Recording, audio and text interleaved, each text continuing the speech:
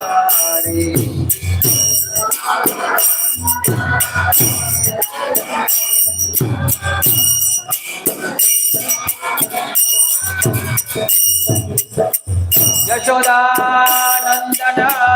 व्रज जटरंजना यमुना तीरावनचारी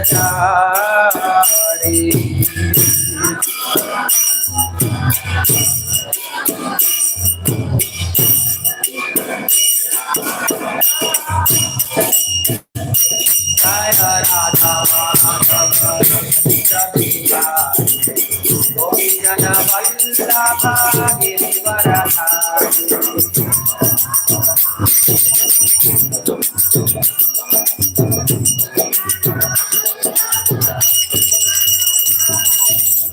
जय राधा माधव कुंज बिहारी गोपीजन वल्लभ गिरिवरधारी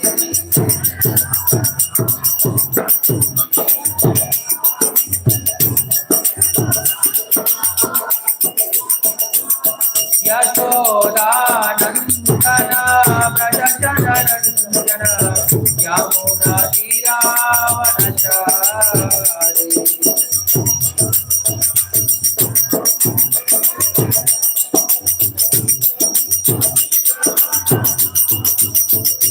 यशोदानंदना व्रज जटरंजना यमुना तीरावनचारी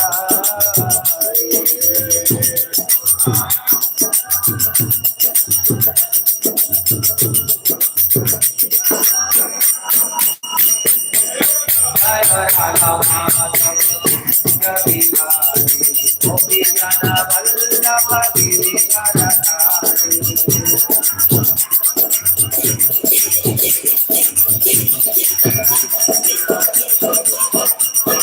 जय राधा माधव कुंज बिहारी गोपीजन वल्लभ गिरिवरधारी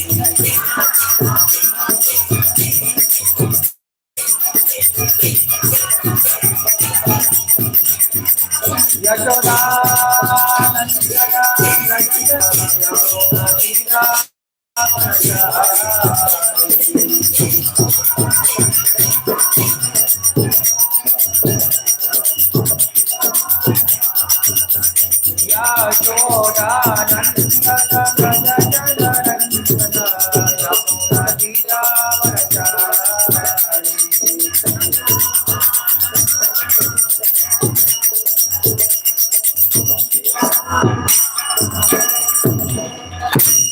यमुना श्रीमद् भागवतम की जय, श्रील प्रभुपाद की जय।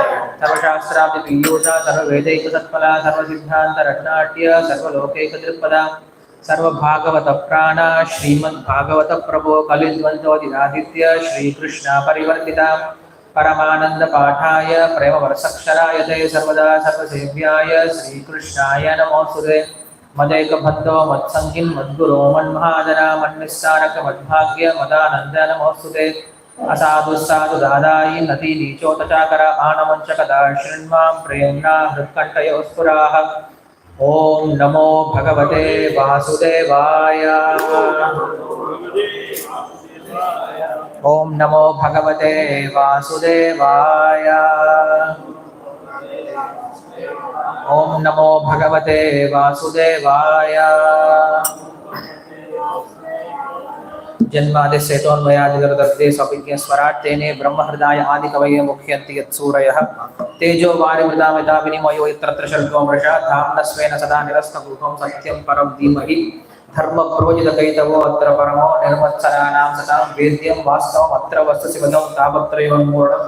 श्रीमद्भागवते महामुनिकृते किं वा परैरीश्वरः साध्यो हृत्य अवरुद्ध्य अत्र कृतिभिः शुश्रूषविस्तच्छनात्। निगमकल्पतरोर्गलितं फलं सुखमुखादमृतसंयुतं पिबत भागवतं रसवानुयुर्भुरहो रसिकाः भूरिभावुकाः। नमो विष्णुपादाय कृष्णप्रेष्ठाय भूतलेश्वरे भक्तिवेदान्तस्वामिने नमस्ते सारस्वती देवे गौरवाणी प्रचारिणे निर्विशेषशून्यवादी पाश्चात्यदेशधारिणे जय श्री कृष्ण चैतन्य प्रभु नित्यानंद श्री अद्वैत गदाधर श्रीवासादि गौरभक्तवृंद। हरे कृष्ण कृष्ण कृष्ण हरे हरे हरे राम राम राम हरे हरे। योऽन्तः प्रविश्यावाचमां प्रसक्तां सञ्जीवयत्यग्रशक्तिधरस्वदाम्ना अन्यातः सचरणश्रवणत्वगादीन् प्राणान् नमो भगवते पुरुषाय तुभ्यं पार्थस्मान् पुरुहूतवैरिबलवन्मातङ्गमाद्युद्घटा कुम्भोच्चान्तिविपाटनादिकपटप्रत्येकवज्रायुधाः श्रीमत्कण्ठैरवासप्रदर्शनकराधारिदारातिदूरप्रध्वस्तत्वान्तः शान्तं प्रवृत्तमनसा भाविता भूरि भावैः. हरे कृष्ण. நமஸ்காரம். நம்ம இப்போ இந்த வாரம் நம்ம ஜென்மாஷ்டமி கொண்டாட இருக்கிறதுனால ஜென்மாஷ்டமியை பற்றி ஸ்ரீமத் பாகவதம் என்ன சொல்லுது அப்படிங்கிற விஷயத்தை இன்னைக்கு நம்ம பார்க்க ஆரம்பிக்கலாம். ஜென்மாஷ்டமி முடிஞ்சதுக்கப்புறம் நம்ம தொடர்ந்து இந்த சாஸ்திர வகுப்புகளில் விஷ்ணு சஹஸ்ரநாமம் படிக்கலாம் அப்படின்ற ஒரு சித்தம் இருக்கு. ஸோ விஷ்ணு சஹஸ்ரநாமம் அப்படிங்கிறது நம்ம எல்லாரும் நாம சங்கீர்த்தனம் அப்படிங்கிறதா நம்ம முக்கியமான ஒரு சாதனையாக வச்சிருக்கோம். ஸோ அப்படி நாம சங்கீர்த்தனத்தை சாதனமாக வச்சுட்டு இருக்கவங்களுக்கு நாமத்தினுடைய கண்டிப்பாக மீனிங்ஸ் தெரியணும். ஸோ பகவத்கீதையை படிக்கும் போதே கிருஷ்ணருக்கு நிறைய நாமங்களை வந்து பேசுகிறார். ஒவ்வொரு நாமத்தையும் படிக்கும் போது ஆச்சரியமான அர்த்தங்கள் அவங்களுக்கு ஆச்சாரியர்கள் சொல்லிக் கொடுக்குறாங்க. அது போல விஷ்ணு சஹஸ்ரநாமத்தில் பார்த்தீங்க அப்படின்னா 1000 பெயர்கள். அங்கே உங்களுக்கு எதுவுமே கிடையாது, கர்மம் கிடையாது, ஞானம் கிடையாது, யோகம் கிடையாது, தியானம் கிடையாது. முழுக்க முழுக்க பக்தி விஷயங்கள் தான். முழுவதுமாக பகவானுடைய குணங்களை பற்றி மட்டும் என்ன பண்ண போறோம், நம்ம தெரிஞ்சுக்க போறோம். இங்கிலீஷ் போடுவேன் இது. ஸோ அதனால விஷ்ணு சஹஸ்ரநாமத்தை படிக்கலாம் அப்படின்ற ஒரு அபிப்பிராயம் இருக்கு. ஜென்மாஷ்டமி முடிச்ச பின்னாடி மாட்டிக்கலாம். இந்த ஜென்மாஷ்டமியை பத்தி நான் ரீசெண்டா படிச்சுட்டு இருந்தேன் புராணத்துல. அதுல இந்த ஜென்மாஷ்டமி அப்படின்ற திருவிழா எப்ப கொண்டாடப்பட்டது அப்படிங்கிற விஷயத்தை பத்தி பேச. நமக்கு தெரியும், கிருஷ்ணர் வந்து பிறந்தது மதுராவில், ஆனா போய் சேர்ந்தது என்னமோ கோகுலத்துக்கு போய் சேர்ந்துட்டார். அங்க இருக்கவங்க என்ன பண்ணாங்க அப்படின்னா கிருஷ்ணருடைய பிறந்த நாளை உடனே கொண்டாடல. காலையில் அடுத்த நாள் வந்து தெரிஞ்சுக்கிட்டு அவங்க என்ன பண்ணாங்க, ஒரு சிலர் சின்னதா செலிப்ரேட் பண்ணாங்க. ஏன்னா பெருசா செலிப்ரேட் பண்ணாங்க அப்படின்னா கம்சனுக்கு தெரிஞ்சிடும் அப்படின்ற பயத்தினால பெருசா அவங்க கொண்டாடிக்கல. அதுக்கப்புறம் கிருஷ்ணர் என்ன பண்றார், மதுராவுக்கு வர்றார். வந்து கம்சனை வதம் பண்ணிட்டார். வதம் பண்ண பின்னாடி அவங்க ஜெயிலுக்கு வந்து பாக்குறாங்க, அப்பா அம்மா வந்து பாக்குறாங்க. பார்த்த உடனே அம்மாவும் அப்பாவும் பார்த்து அழுக ஆரம்பிச்சிட்டாங்க. அந்த பையனை பார்த்து 2 பசங்களையும் மடியில உட்கார வச்சுக்கிட்டு பேச ஆரம்பிக்கிறாங்க. ஸோ அப்ப கிருஷ்ணரும் பலராமரும் சொல்றாங்க, உண்மையில ஒரு பசங்க என்ன கடமையை பண்ணுமோ அதை நாங்க செய்யவே இல்லை. உங்களுக்கு நாங்க பிறந்தவொடனே என்ன பண்ணிட்டோம், உங்களை விட்டுட்டு போயிட்டோம். இனிமேல் உங்களை நாங்கள் விட்டு போகவே மாட்டோம். எப்பயும் இனிமேல் உங்க கூட இருக்க போறோம், உங்களுக்கு தேவையானதெல்லாம் நாங்கள் செய்ய போறோம் அப்படின்ற சந்தோஷத்துல அவங்க பேச ஆரம்பிக்கிறாங்க. அப்போ ஊர் மக்கள் எல்லாம் ஒன்று கூடிட்டாங்க.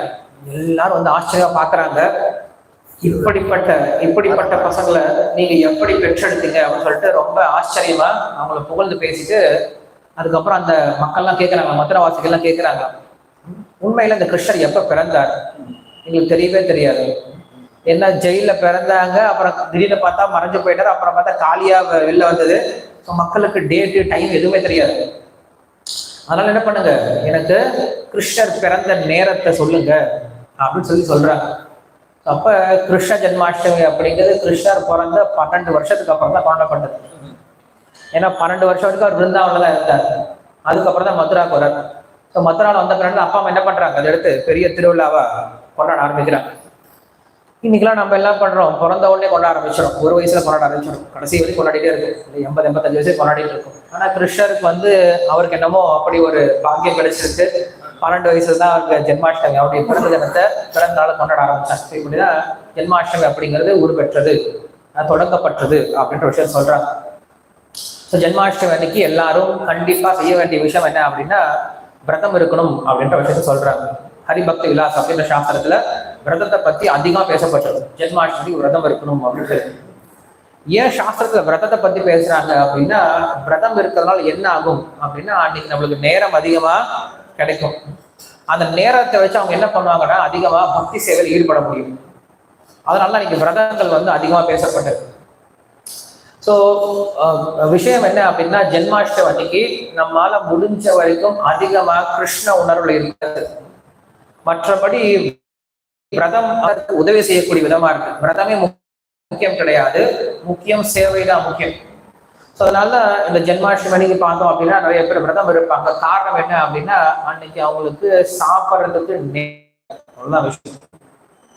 ஏன்னா அவங்க என்ன பண்ணுவாங்க, சேவையிலேயே பிஸியா ஓடிக்கிட்டே இருப்பாங்க, சாப்பிட்றதுக்கு மனசு பத்தாது. ஏன்னா ஒரு சிலருக்கு மனசு ஃபுல்லா வேலை இருந்துச்சு வச்சுக்கோங்களேன், அவங்களால சாப்பிடவே முடியாது. இப்போ நம்ம வீட்லயே வந்து கல்யாணம் நடத்துறோம் அப்படின்னா எல்லாரும் வந்து சாப்பிட்டு போயிட்டு இருப்பாங்க. ஆனா பொண்ணுடைய அப்பா அம்மா சாப்பிடவே முடியாது. என்ன, அந்த பக்கம் நம்ம திரிஞ்சுட்டே இருப்பாங்க, எல்லாரையும் வந்து அவங்களை கவனிச்சிட்டு இருப்பாங்க. அந்த பொண்ணுடைய மேரேஜுக்கெல்லாம் அரேஞ்ச் பண்ண வேண்டியதா இருக்கும். கூப்பிடுவாங்க, வந்து சாப்பிட்டு போங்க, நான் வர அப்படின்னு சொல்லிட்டு காலையிலேருந்து நைட்டு வரைக்கும் அவங்க ஓடிக்கிட்டே இருப்பாங்க. எல்லாம் செட்டில் பண்ணிட்டு அதுக்கப்புறம் அமைதியாக சாப்பிடுவாங்க. ஸோ அங்கே யாரும் அவங்கள வந்து விரதம் இருக்க சொல்லலை அன்னைக்கு, இல்லையா? உங்கள் பொண்ணுடைய கல்யாணத்துக்கு விரதம் இருக்குன்னு யாரும் சொல்லவே இல்லை. ஆனால் என்ன பண்ணாங்க, அவங்க இயற்கையாகவே விரதம் இருந்தாங்க. காரணம், டைம் இல்லை அவங்களுக்கு, சாப்பிட்றதுக்கு நேரம் கிடையாது. ஏன்னா அவங்க அந்த பொண்ணுடைய கல்யாணத்துல அவ்வளவு மும்முரமா ஈடுபட்டதுனால அவங்களுக்கு வேற எந்த விஷயம் ஞாபகம் வரவே இல்லை. இப்படி நமக்கு ஜென்மாஷ்டமி அமைஞ்சு போயிடும். ஜென்மாஷ்டமி எப்படி இருக்கும்னா, நமக்கு சேவை செய்யறதுல மனசு போனதுனால நமக்கு சாப்பாடு மேல எண்ணே வரக்கூடாது, மனசே வரக்கூடாது. அப்படிதான் ஜென்மாஷ்டமி இருக்கணும் அப்படின்ற விஷயத்த நம்மளுக்கு சாஸ்திரத்துல சொல்லிட்டு இருக்காங்க. இப்படிதான் விரதம் ஒருத்தன் இருக்கணும் அப்படின்றத ஹரிபக்தி விலாசம் அப்படின்ற கிரந்தத்துல சொல்றாங்க.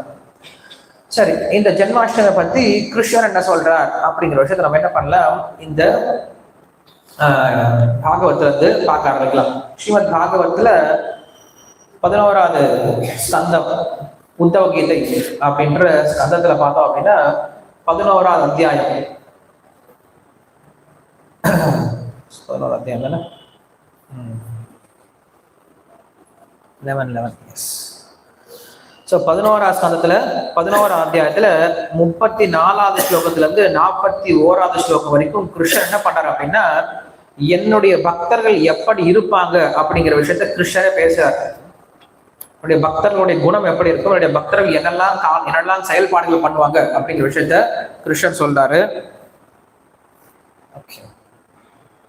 ஸ்லோகம் இருக்காங்க. மல்லிங்க மத்பக்த ஜன தர்ஷன ஸ்பர்ஷனார்ச்சனம் பரிச்சரியா ஸ்துதி பிரவாக குண கர்மானு கீர்த்தனம் மத்கதா ஸ்ரவண ஸ்ரத்தா மத் அனுத்யானம் உத்தவ சர்வலாபோபஹரணம் தாஸ்யேனாத்ம நிவேதனம் மஜ்ஜன்ம கர்ம கதம் மம பர்வானுமோதனம் கீதா தாண்டவ வாதிதர கோஷ்டிபிர் மத்கிருஹோத்சவः யத்ர பலிவிதானம் ச சர்வவார்ஷிக பர்வஷு வைதிக தந்திரிக தீக்ஷா மத்தீய விரததாரணம் மமார்த்த ஸ்தாபனே ஸ்ரத்தா ஸ்வதः சம்ஹத்யா சோதயமः உத்யானோபனாதி கிரீட புரா மந்திர கர்மணி சமார்ஜன பலேபாभ्याம் சேகமண்டல வர்த்தனைஹி கிருஹ சுஷ்ரூஷானாம் மஹ்யம் தாசவத் யத் அமாயய அமானித்வம் மதம்பித்வம் கிருத்ஸ்யா பரிகீர்த்தனம் அபி தீபாவலோகம் மே நோபயுஜ்யான் நிவேதனம் யத்யத் இஷ்டமம் யோகே யச்சாதி பிரியம் ஆத்மனः தன் நிவேதயன் மஹ்யம் தத் அனந்த்யாய கல்பதே. இதற்கு பொருளுரை மற்றும் மொழிபெயர்ப்பு வழங்கியவர் அருட்டு ராசா பக்தி வேதாந்த சுவாமி ஸ்ரீல பிரபுபாதுடைய சிஷ்யர்கள் கோபி பிரணந்தன பிரபு, அருட்டு கோபி பிரணந்தன பிரபு. இது என்ன சொல்றாங்க, ரொம்ப அழகான விஷயம் கிருஷ்ணர் இதை பேசுறாரு. தமிழ்ல இருக்குல்ல, ஓகே, தமிழ்லயே வச்சு. உத்தவா, பின்வரும் பக்தி தொண்டுகளில் ஈடுபடுவதன் மூலம் பொய்யான கௌரவத்தையும் தற்பெருமையும் ஒருவனால் விட்டொழிக்க முடியும். எனது திருவிக்கிரகத்தினையும் எனது தூய பக்தர்களையும் பார்த்தாலும் தொடுதலாலும் பூஜிப்பதாலும் சேவிப்பதாலும் துதிப்பதாலும் வணங்குவதாலும் தன்னை ஒருவன் தூய்மைப்படுத்திக் கொள்ள முடியும். ஃபர்ஸ்ட் அவர் சொல்ற விஷயம் என்ன அப்படின்னா, பொய் கௌரவத்தை தற்பெருமையை ஒருவனால் விட்டொழிக்க முடியும் அப்படின்னு சொல்றாரு. பொய் கௌரவம்னா என்னது? நான் உயர்ந்தவன் அப்படின்னு நினைச்சிட்டு இருக்கிறது இல்லையா? நான் பெரியவன் அப்படின்னு நினைச்சிட்டு இருக்கிறது. தற்பெருமை அப்படின்னா நான் தான் எல்லாம் செஞ்சவன், நான் தான் எல்லாத்துக்கும் காரணம் அப்படின்னு நினைச்சிட்டு இருக்கிறது இல்லையா? ஸோ இந்த ரெண்டு விஷயத்தை என்ன பண்ணும்? ஒருவன் விட்டொழிக்கணும். எப்படி விட்டொழிக்க முடியும் அப்படின்னு கேட்டோம் அப்படின்னா, எப்ப ஒருவன் நான் செய்யல அவர் செஞ்சார், என்னால கிடையாது அவரால, நான் அல்ல அவன் அப்படின்னு மாற்றிக்கணும். கிருஷ்ணர் என்ன சொல்லுவார்னா பகவத்கீதையில, கடமையை செய் பலனை எதிர்பார்க்காதுன்னு சொல்லுவார். பலனை எதிர்பார்க்காம ஒரு கடமையை செய்ய முடியாது. பலனை எதிர்பார்க்காம கடமை செஞ்சோம்னா என்ன ஆகும்? அந்த கடமைக்கு செஞ்ச மாதிரி தான் இருக்கும் இல்லையா? பொதுவாக ஜென்மாஷ்டமி அன்னைக்கு, ஃபெஸ்டிவல் அன்னைக்கு சமைப்பாங்க. இங்க வேற மாதிரி இருக்கும். ஒரு சில நேரத்தில் நான் பார்த்துருக்கேன், ஜென்மாஷ்டமி அன்னைக்கு சமைச்சாங்க அப்படின்னா அதை யாருமே சாப்பிடவே முடியாது. கொஞ்சம் கொஞ்சமா சமைப்பாங்க. ஏன் சமைப்பாங்க? கொஞ்சம் கொஞ்சம் சமைச்சிட்டு வச்சிருவாங்க. காரணம் என்னது? வேகமா சமைக்கிறது, ரெண்டாவது நம்ம சாப்பிட போறது இல்லை நல்லா தெரியும் அவங்களுக்கு, அதனால டேஸ்டா வராது. அப்ப என்ன பண்றாங்க அப்படின்னா, பலனை எதிர்பார்க்காம சமைச்சாங்கன்னு வச்சுக்கோங்களேன், அது வெறும் கடமையா தான் முடிச்சிருவாங்க. எத்தனை ஐட்டம் பண்ணீங்க? நான் 56 ஐட்டம் பண்ணேன், ஒரு ஐட்டம் கூட வாயில இருக்க முடியல இல்லையா? வெறும் ஐட்டம், வெறும் கப்சல் தான் இருக்கு, ஒன்றும் சாப்பிட முடியல. அப்ப அது காரணம் என்னன்னா, பலனை எதிர்பார்க்காம செய்யறதுனால ஒரு கடமை சரியா செய்ய முடியாது அப்படின்றதுதான் கூற்று. ஆனா ஆச்சாரியர்கள் சொல்றாங்க, பலனை உன்னை யாரா எதிர்பார்க்கணும்னு சொன்னாங்க. பலனை எதிர்பார்க்கணும், உயர்ந்த பலனை எதிர்பாரு அப்படின்னு சொல்ற. நீ சந்தோஷமா இருக்கணும் அப்படின்றதுக்காக சமைக்காத, பகவான் சந்தோஷமா இருப்பார், பகவானுடைய திருப்திக்காக பண்றேன் அப்படின்ற எண்ணத்தோட நீ என்ன பண்ணு, சமைடா அப்படின்னு சொல்ற. அப்ப இந்த விஷயம் தான் நம்ம என்ன பண்றோம், இங்க புரிஞ்சுக்கிறோம். இந்த ஒரு விஷயத்த புரிஞ்சுக்கணும்னு வச்சுக்கோங்களேன், நான் அல்ல அவன் மாற்றி வச்சுக்கணும். வெறும் நான் அல்ல நான் அல்ல அப்படின்னு நினைச்சிட்டு இருந்தவத்த பார்த்தாது. நான் அல்ல அவன், எனக்காக இல்ல அவனுக்காக, என்னுடையதல்ல அவனுடையது அப்படின்னு மாற்றிடணும். அப்படி இல்லைன்னா கவர்மெண்ட் பஸ் மாதிரி, கவர்மெண்ட் ப்ராப்பர்ட்டி மாதிரி போயிடும். இனி கவர்மெண்ட் பஸ் கவர்மெண்ட் ப்ராப்பர்ட்டில என்ன ஆயிடும்? என்னது கிடையாது, எவனதும் கிடையாது, எப்படி வேணா யூஸ் பண்ணலாம் இல்லையா? அப்படி இருக்கக்கூடாது. Private property, private bus, private property எப்படி இருக்கும்? கிளீனா. காரணம் என்னது? என்னுடையது கிடையாது அவனுடையது அப்படின்ற எண்ணத்தோட என்ன பண்ண நம்ம அங்க யூஸ் பண்ண ஆரம்பிக்கிறோம். இங்க சொல்றாரு, அதற்கு என்ன செய்யணும் அப்படின்னா, நம்ம ஆரம்பத்துல இருந்து பக்தர்களுக்கும் பகவானையும் என்ன பண்ணணும், வழிபட ஆரம்பிக்கணும். அதான் இங்க சொல்ற, திருவிக்கிரகங்களை வைத்துன்னு சொல்றேன். விக்கிரகத்தை வச்சு வழிபாடு பண்ண ஆரம்பிச்சோம் அப்படின்னா நம்மளுக்கு என்ன எண்ணம் வரும்? இந்த கோயிலு உதாரணத்துக்கு, இந்த கோயில நம்மளுக்கு என்ன எண்ணம் இருக்கு அப்படின்னா, இந்த கோயில் யாருடையது? கிருஷ்ண பலராமருடையது. இந்த கோயில இருக்கக்கூடிய ஒவ்வொரு பொருளும் அவருக்காக உபயோகப்படுத்தப்பட வேண்டும் இல்லையா? இந்த கோயில் இருக்கக்கூடிய ஒவ்வொரும் அவருக்கு சொந்தமானது. இந்த எண்ணம் எல்லாருக்குமே இருக்கு. கண்டிப்பா கோயிலுக்குள்ள யாரும் பிளான் பண்ணிட்டு வர மாட்டாங்க. ஓகே, நீ கோயிலுக்குள்ள நான் போயிட்டு நல்ல ஃபேன் ஏசி எல்லாம் போட்டுக்கிட்டு உட்காந்து நான் சினிமா பார்க்க போறேன் அப்படின்னு யாரும் வரப்போறது கிடையாது இல்லையா? கோயிலுக்கு ஒரு பாயும் தலகாணி கொண்டு நான் படுத்து தூக்க போறேன்னு சொல்லி யாரும் வரப்போறது கிடையாது. அப்ப எல்லாரும் கோயிலுக்கு என்ன எண்ணத்தோட வராங்க அப்படின்னா, கோயில் கிருஷ்ணருடைய வீடு, கிருஷ்ணருடைய சொத்து, நான் அங்க போய் அவரை சேவை பண்றதுக்காக போறேன் அப்படின்ற எண்ணத்தோட வரும் பொழுது நம்ம கோயிலுக்குள்ள வரும்போது அமைதி ஏற்படுது. கோயிலும் கட்டடம் தான், வீடும் கட்டடம் தான். ரெண்டு கட்டடத்துக்கு என்ன வித்தியாசம் இருக்கு அப்படின்னா, இந்த கட்டடத்துக்குள்ள இருக்கக்கூடிய எல்லாமே பகவானுடைய சந்தோஷத்துக்காக இருக்கு. வீட்டுக்குள்ள இருக்கக்கூடிய கட்டடத்துக்குள்ள இருக்க எல்லாமே நம்முடைய சந்தோஷத்துக்காக இருக்கு. அதனாலதான் நம்ம வீட்டுக்குள்ள போகும்போது நம்முடைய உணர்வுகளை ரொம்ப சுருங்கி போயிடுது. கோயிலுக்குள்ள வந்தோன்னா நம்முடைய உணர்வுகளை விரிவடைய ஆரம்பிக்குது. காரணம் என்னன்னா, இதுதான் விஷயம். அப்ப ஒருத்தர் இந்த விஷயத்த என்ன பண்ண, ஃபர்ஸ்ட் கோவில்ல அப்ளை பண்ண ஆரம்பிக்கணும். கோவில்ல இருந்து கொஞ்சம் கொஞ்சமா என்ன பண்ணும், அப்படியே விரிவடைய செய்யணும். வெறும் கோயில் இருக்கக்கூடிய பொருள் மட்டும் அவரது கிடையாது, நாம் இந்த உலகத்துல பாக்குறதெல்லாம் அவருக்கு சொந்தமானது அப்படிங்கிறது என்ன பண்ணும், கொஞ்சம் கொஞ்சமா புரிஞ்சுக்க முயற்சி பண்ணும். புரிஞ்சுக்க முயற்சி பண்ணோம் அப்படின்னு எல்லாத்தையும் நம்ம சரியா உபயோகப்படுத்த ஆரம்பிக்கும். எப்படி கோயில் எல்லாத்தையும் சரியா உபயோகப்படுத்துறோமோ, கோயில நீட்டா உட்காந்துருக்கோம், இந்த கூடிய பொருள்லாம் சரியா உபயோகப்படுத்துறோம். உள்ளார பகவானுக்கு ஆரத்தி பிளேட்லாம் வச்சிருக்காங்க. அங்க பகவானுக்கு சாப்பிட்றதுக்காக சின்ன சின்ன கப்ஸு, கிளாஸ் எல்லாம் வச்சிருக்காங்க. எந்த முட்டாலும் என்ன பண்ண மாட்டான், கிடுகிடு உள்ள போயிட்டு நான் சாப்பிட்றேன்னு சொல்லிட்டு சுத்தி பார்த்தேன், பார்க்க மாட்டேன், பிளேட் கிடைக்கல. என்ன பிளேட் தான் இருக்கு? பகவானுடைய வெள்ளி பிளேட் தான் இருக்கு, கொண்டு போய் சாப்பிடலாம். எல்லாம் சாப்பிடுவாங்களா? சாப்பிடுவோமா? சாப்பிடவே மாட்டோம். பார்த்தா என்ன பண்ணும், தொட்டு கும்பிட்டு தூரமா போயிடும். காரணம் என்னது? நமக்கு நல்லா தெரியும் இது யாருக்கு சொந்தமானது, பகவானுக்கு சொந்தமானது. அவருக்கு மட்டும்தான் யூஸ் பண்ணும் அப்படின்ற எண்ணத்துல கரெக்டா யூஸ் பண்ணும். இந்த எண்ணம் எப்ப வரும்? அந்த பொருள் பகவானுக்கு சொந்தமானது அப்படின்னு இருக்கும்போது எண்ணம் வரும். ஸோ அதே போலதான் இந்த உலகத்தில் இருக்க எல்லா பொருளும் அவருக்கு சொந்தமானது அப்படின்ற எண்ணத்தில் நாம் வாழ ஆரம்பிச்சோம் அப்படின்னா இந்த உலகத்தில் இருக்க எல்லா பொருளையும் சரியா உபயோகப்படுத்த ஆரம்பிப்போம். அதற்கு பகவான் தேவை. ஸோ பகவான் நம்ம எல்லா இடத்துலையும் பார்க்க முடியாதனால நம்ம என்ன பண்றோம்? அர்ச்ச விக்கிரகத்தை வச்சு அவரை வழிபட ஆரம்பிக்கிறோம். இது பகவானுடையது அப்படின்றத நம்ம என்ன பண்றோம்? ரெப்ரசென்ட் பண்றோம். சொன்னா இங்க முதல்ல சொல்றாங்க, இப்படி செய்வதனால பொய் அகங்காரம் அப்படிங்கிறது ஒருத்தருக்கு போகுது, தற்பெருமை அப்படிங்கிறதும் ஒருத்தருக்கு போகுது அப்படின்னு சொல்றாங்க. தற்பெருமை எப்படி போகும்? நான் தான் காரணம் அப்படின்னு நினைக்கிறது தற்பெருமை. என்னுடையது அப்படின்னு நினைக்கிறது பற்றுதல். நான் காரணம் அப்படிங்கிற தற்பெருமை. கிருஷ்ணர் பகவத்கீதையில முதல், அதாவது 3ஆம் அத்தியாயம், 4ஆம் அத்தியாயம், 5ஆம் அத்தியாயம், இந்த 3 அத்தியாயங்கள்ல 3 முக்கியமான கருத்துக்களை சொல்றாங்க. 3ஆம் அத்தியாயத்துல அனுபவிப்பால் நான் அப்படின்ற எண்ணத்தை விட்டுறா அப்படின்னு சொல்றாரு. இந்த உலகத்துல நீ எந்த ஒரு காரியத்தையும் நீ சந்தோஷமா இருக்கிறதுக்காக எந்த ஒரு கடமையை பண்ணாத அப்படின்னு சொல்றாரு. இது 3ஆம் அத்தியாயத்தினுடைய கருத்து.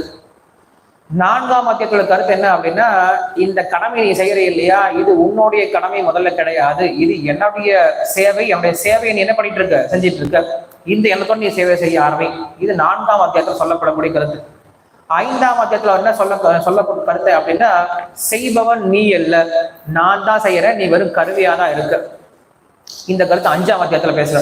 அப்ப இந்த 3 அத்தியாயத்துல நம்ம புரிஞ்சுக்க வேண்டிய விஷயம் இதுதான். இதை நான் எப்படி பிராக்டிக்கலா புரிஞ்சுக்கிறது? ரொம்ப எளிமையான விஷயம் தான். என்ன பண்றான், ஒரு சோல்ஜர், ஒரு ராணுவ வீரர் என்ன பண்றாருன்னா, போய் எல்லை நாட்டுல போய் சண்டை போடுறார். சண்டை போட்டு நிறைய பேர் சாகடிக்கிறார். அவருக்கு பரம் சக்கர விருது கொடுக்குறாங்க.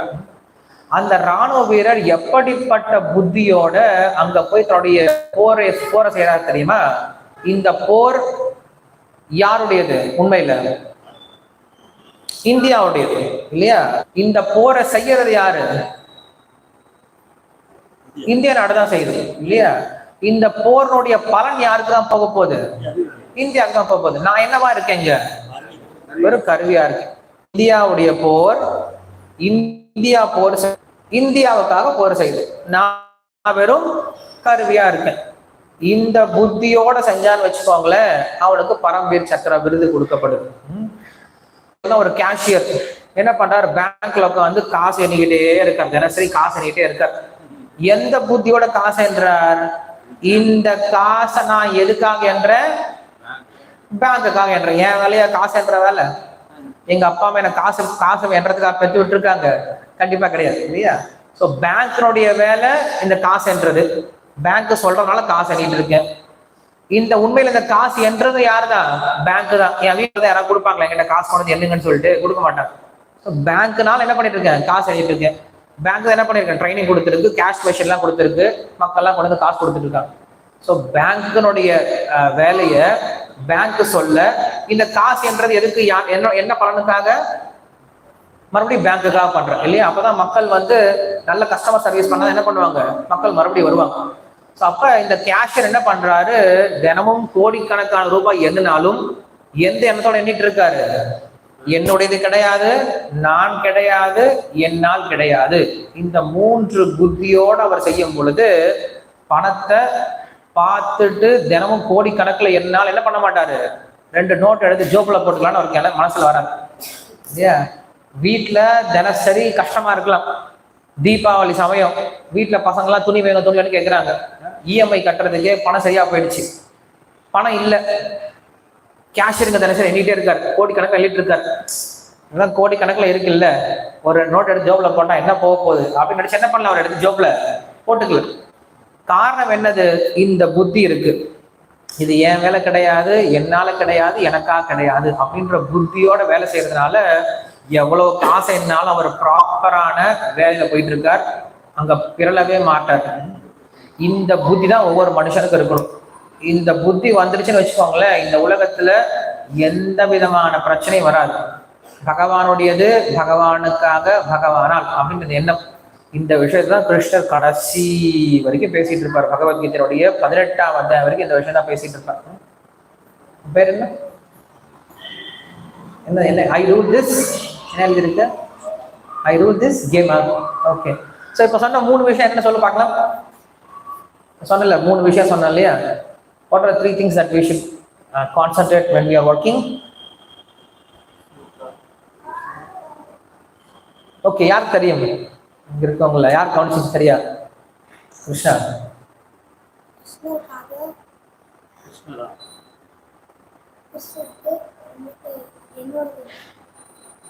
நான் ஒரு எக்ஸாம்பிள் சொன்னேன்ல, கிருஷ்ணருடைய பூக்கள்.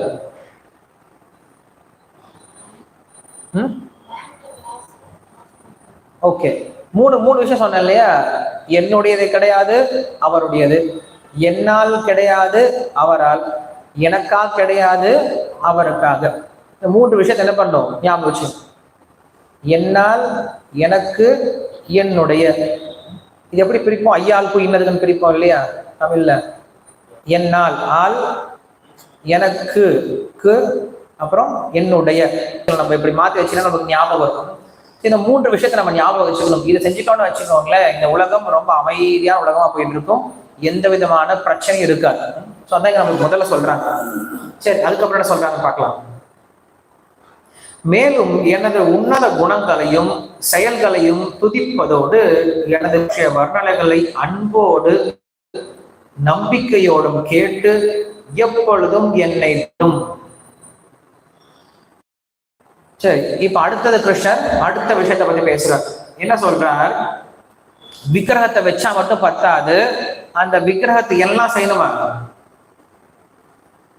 உன்னத குணங்களையும் செயல்களையும் துதிப்பதோடு அவர் சொல்றார், விக்கிரகத்தினுடைய உன்னத குணங்களை செயல்களை துதிக்கணும் அப்படின்னு சொல்றார். குணங்கள்லாம் என்னது, செயல்கள்லாம் என்னது?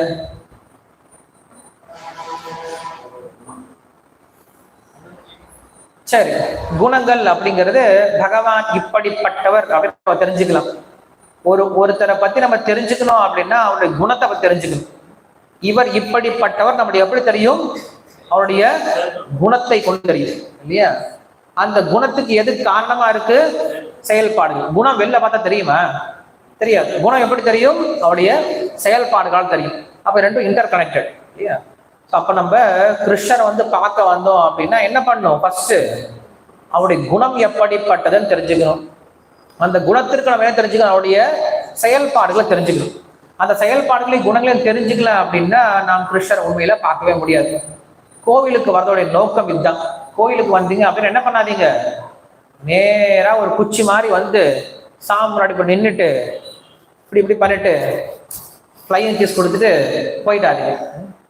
கடவுள் பார்த்து என்ன எதுக்காக இங்க வந்தீங்கன்னு எனக்கு தெரியலையே அப்படின்னு நினைப்பார்.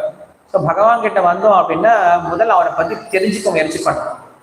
இப்போ நீங்க முதல் முறையா இங்க வரீங்க, கோயிலுக்கு வரீங்க, இங்க ஒரு விக்கிரகம் இங்க வச்சிருக்காங்க இல்லையா? மக்கள் யாருக்கும் தெரியாது, வருவாங்க, இப்படி சுற்றி சுற்றி பார்ப்பாங்க, கீழே மேலே பார்ப்பாங்க, அது போய் தொட்டு பார்ப்பாங்க. கொஞ்சம் கிறுக்கு பசங்களா இருந்தாலும் என்ன பண்ணுவாங்க, பக்கத்துல இருந்து ஒரு செல்ஃபி கூட எடுத்துட்டு போவாங்க இல்லையா? ஆனா என்ன தெரிஞ்சுக்க மாட்டாங்க, இவர் யாரு, எதற்காக இங்க உள்ள வச்சிருக்காங்க அப்படின்னு தெரிஞ்சுக்கவே மாட்டாங்க. இது மூட நம்பிக்கை. இதுதான் மூடத்தனமா நம்ம ஃபாலோ பண்றோம். ஸோ கோயிலுக்கு வந்தா கண்டிப்பா என்ன பண்ணணும், இங்க இருக்கக்கூடிய ஒவ்வொரு விஷயத்தையும் ஏன் எதற்கு என்ன பண்ணணும் தெரிஞ்சுக்க முயற்சி பண்ணணும். நான் ஒரு முறை ஒரு பெருமாள் கோயிலுக்கு போயிருந்தேன். எல்லாரும் போற மாதிரி தான் போயிருந்தேன். கோயிலுக்கு போனா வந்தோம். போயிட்டு வந்த பின்னாடி வெளில உட்கார வச்சு சொல்ல ஆரம்பிச்சாங்க, இந்த கோயில்ல நீங்க ஒரு முக்கியமான ஒரு விஷயத்த கவனிச்சிங்களா அப்படின்னு சொன்னாங்க. என்ன கவனிச்சிங்களா? பெருமாள் யூஸ்வலா எப்படி படுத்துட்டு இருப்பாரு? எந்த கை வச்சு படுத்துட்டு இருப்பாரு?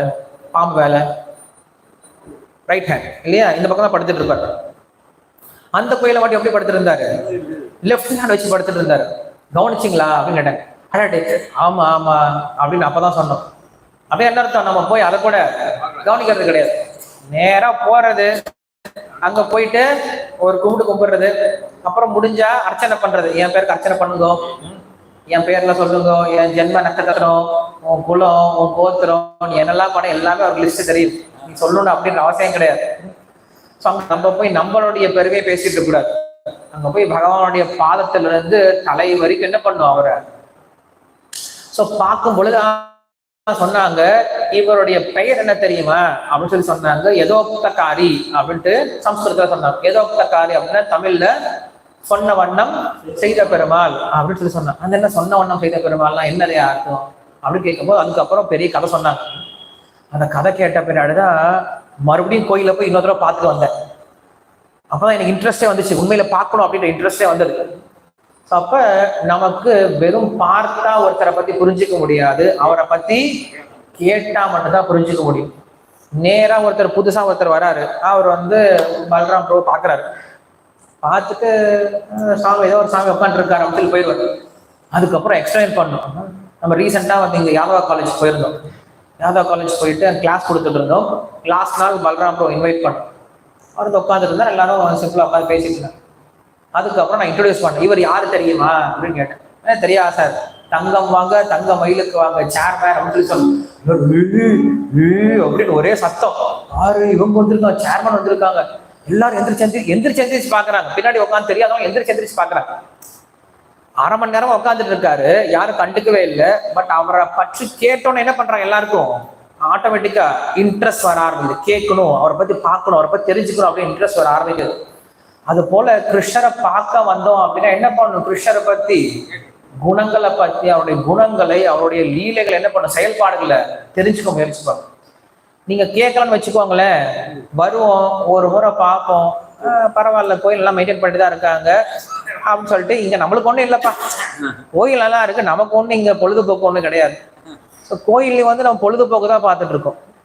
கோயிலுக்கு வரும்போது பகவானுக்காக அப்படின்ற தூய் எண்ணத்தோட வர்றது கிடையாது. இன்னைக்கு மக்கள் அவ்வளோ ரெஸ்ட்லெஸ் ஆயிட்டாங்க. எங்க போனாலும் ஒரே படபடப்பு, ஓடணும். எப்படிதான் சினிமா தேட்டர்ல மட்டும் உட்காந்துருக்காங்க தெரியல 3 மணி நேரம். அங்கேயும் போய் செல்போன் தான் நோண்டிட்டு இருப்பாங்க நினைக்கிறேன், எனக்கு தெரிஞ்சு. அப்ப இங்க வரும்போது என்ன பண்ணும், கொஞ்சம் எல்லா விஷயத்தையும் வெளியிலே கழட்டி வச்சுட்டு, நம்முடைய பிஸி ஷெட்யூல், நம்முடைய முக்கியமான பொறுப்புகள், நம்முடைய கப்பல் டிரான்சாக்ஷன்ஸ் எல்லாத்தையும் என்ன பண்ணலாம், வெளில வச்சுட்டு அப்பதான் செல்போன் எடுத்து நோட்டுறது. என்னுடைய கப்பல் போய் சேர்ந்துருச்சா இல்லையா, நான் அமுச்சு வச்சனே, எனக்கு டிரான்சாக்ஷன் முடிஞ்சு, எனக்கு முக்கியமா கால்லாம் வந்திருக்கு, நேரம் யூஎன்ஓல பார்லிமெண்ட்ல பிரசிடென்ட் கிட்ட இருந்து கால்லாம் வந்திருக்கா இல்லையா செக் பண்ணலாம். வேண்டாம், என்ன பண்ணுங்க, அமைதியா ஒரே இடத்துலயாவது கொஞ்சமாவது அமைதியா கத்துக்கோங்க. கிருஷ்ணர் அதான் சொல்றாரு, இந்த மாதிரி செல்போனையும் கொஞ்சம் வல்லார் வரும்போது ஆஃப் பண்ணி வச்சிருக்கு. நான் கொஞ்ச நாளா யோசிச்சு பார்த்தேன், என்கிட்ட ஏதாவது ஒரு நல்ல குணம் இருக்கான்னு யோசிச்சு பார்த்தேன். எதுவும் இருக்கிற மாதிரி தெரியல. ஆனா திடீர்னு ஒரு விஷயம் எனக்கு தென்பட்டது, ஒரு விஷயம் எனக்கு ஸ்ட்ரைக் ஆனது. ஒரு நல்ல விஷயம் என்னன்னு தெரியுமா, என்னுடைய போன் வாங்கினதுல இருந்து, எந்த போன் வாங்கினாலும் சரி, என்னுடைய போன் வாங்கினதுல இருந்து இந்த போன்ல சவுண்டே வரவே வராது. அதுக்காக நான் கெட்டு போன போன் வாங்குறது கிடையாது, எப்பயும் சைலண்ட்ல தான் இருக்கும். என் போன் எப்பயுமே சைலண்ட்ல தான் இருக்கும். யாராவது போன் பண்ணாங்கன்னா மிஸ்டு கால் தான் என்ன பண்ணலாம், மறுபடியும் அவங்கள திருப்பி கால் பண்ணிக்கலாம். அவ்வளவு அர்ஜென்ட்லாம் ஒன்றும் யாரும் ஃபோன் பண்ண போறது கிடையாது. அப்படி அர்ஜென்ட்டாக 2-3 தடவை கால் பண்ணுவாங்க அவங்க. ஏன்னா நம்ம தான் 5 நிமிஷத்துக்கு ஒரு தடவை பார்த்துட்டே இருக்கவே, யாராவது பேசுறாங்களா, யாராவது கால் பண்ணியிருக்காங்களா, யாராவது தொந்தரவு பண்ணியிருக்காங்களா இல்லையா, நம்ம தான் அப்பதான் பார்த்துட்டே இருக்கவே. ஸோ அப்ப கொஞ்சமாவது சத்துவ குணத்தை வளர்த்துக்க முயற்சி பண்ணணும். இல்லை எங்க போனாலும் ஓடிக்கிட்டே இருந்தோம் அப்படின்னா எங்கதான் கொஞ்சம் அமைதியா உட்கார்றது. கோயிலுக்கு அமைதி கிடையாது, ஓடிக்கிட்டே இருக்கும். ஸோ அதான் இங்க சொல்றாரு, கொஞ்சம் என்ன பண்ணுங்க, கோயிலுக்கு வந்தீங்க அப்படின்னா உட்கார்ந்து பகவானை பற்றி கேட்க முயற்சி பண்ணுங்க. பகவானை பார்த்துட்டு போறதுனால ஒரு பிரயோஜனம் அது அப்படின்றத நம்மளுக்கு முதல்ல சொல்றாங்க. குணங்களையும் செயல்களையும் துதிப்பதோடு எனது பெருமைகளை பற்றிய வர்ணனைகளை அன்போடும் நம்பிக்கையோடும் கேட்டு எப்போதும் என்னை தியானிக்கவும் வேண்டும். ஸோ எப்படி கேட்கணும், முதல்ல அன்போட கேட்கணும், 2வது நம்பிக்கையோட கேட்கணும். சொல்லக்கூடிய விஷயத்த முதல்ல நம்பிக்கையோட கேட்கணும். எந்த ஒரு விஷயத்த நம்பிக்கையோட கேட்கல அப்படின்னு நம்ம எதையும் புரிஞ்சிக்கவே முடியாது. சின்ன பையன் ஸ்கூலுக்கு சேர்றான். ஸ்கூலுக்கு சேர்ந்த உடனே நீங்க ஸ்கூல்ல சொல்லி கொடுக்குறாங்க 2 + 2 = 4 அப்படின்னு சொல்றாங்க. அவன் சொல்றான், நான் 4லாம் சொல்ல மாட்டேன், நான் 5 தான் சொல்லுவேன் அப்படின்றான். இல்லப்பா 2 + 2 4 தான்ப்பா, இப்போ 4 இருக்கும், இதை நீ 4 நீ சொல்லிக்கலாம், நான் இதை 5 தான் சொல்லுவேன் அப்படின்னு சொல்லி சொன்னான்னா என்ன பண்ண முடியும், அவனால படிக்க முடியுமா கிருஷ்ணா? ஒன்றும் படிக்க முடியாது இல்லையா? ஸோ ஃபர்ஸ்ட் என்ன பண்ணும், சொல்ற விஷயத்த நம்பிக்கையோட கேட்கணும். ஆமா டீச்சர் சொல்றது உண்மைதான் அப்படின்னு நம்பிக்கையோட கேட்கணும். அதுக்கப்புறம் டவுட் இருந்தா என்ன பண்ணலாம், நம்ம கொஸ்டின் கேட்கலாம். எப்படி 2 + 2 4 வரும் அப்படின்னா, என் பொண்ணு புது ஃபார்முலா சொல்லி கொடுத்துருக்கா. 2 in the mind, 2 in the finger அப்படின்னு சொல்லி சொன்னாங்க. ஸோ இப்படிதான் அவங்க கத்துக்கிட்டாங்களா, புது ஃபார்முலா எனக்கே இப்பதான் கத்துக்கிட்டேன். ஸோ அப்ப என்ன பண்ணுவாங்க, அவங்க சொல்லிக் கொடுப்பாங்க, டீச்சர்ஸ் அவங்க சொல்லிக் கொடுப்பாங்க. ஸோ இது போல் நம்ம என்ன பண்ணோம்னா ஃபர்ஸ்ட் நம்பிக்கையோட கேட்கணும், கேட்டு அதுக்கப்புறம் கொஸ்டின்ஸ் கேட்கலாம் அப்படின்னு சொல்றாங்க. மேலும் ஒருவன் தன்னை எனது நித்திய தொண்டனாக ஏற்று தன்னே எனக்கு அர்ப்பணித்து விட வேண்டும். ஒருவன் எப்பொழுதும் எனது பிறப்பையும் செயல்களை பற்றி விவாதிக்க வேண்டும்.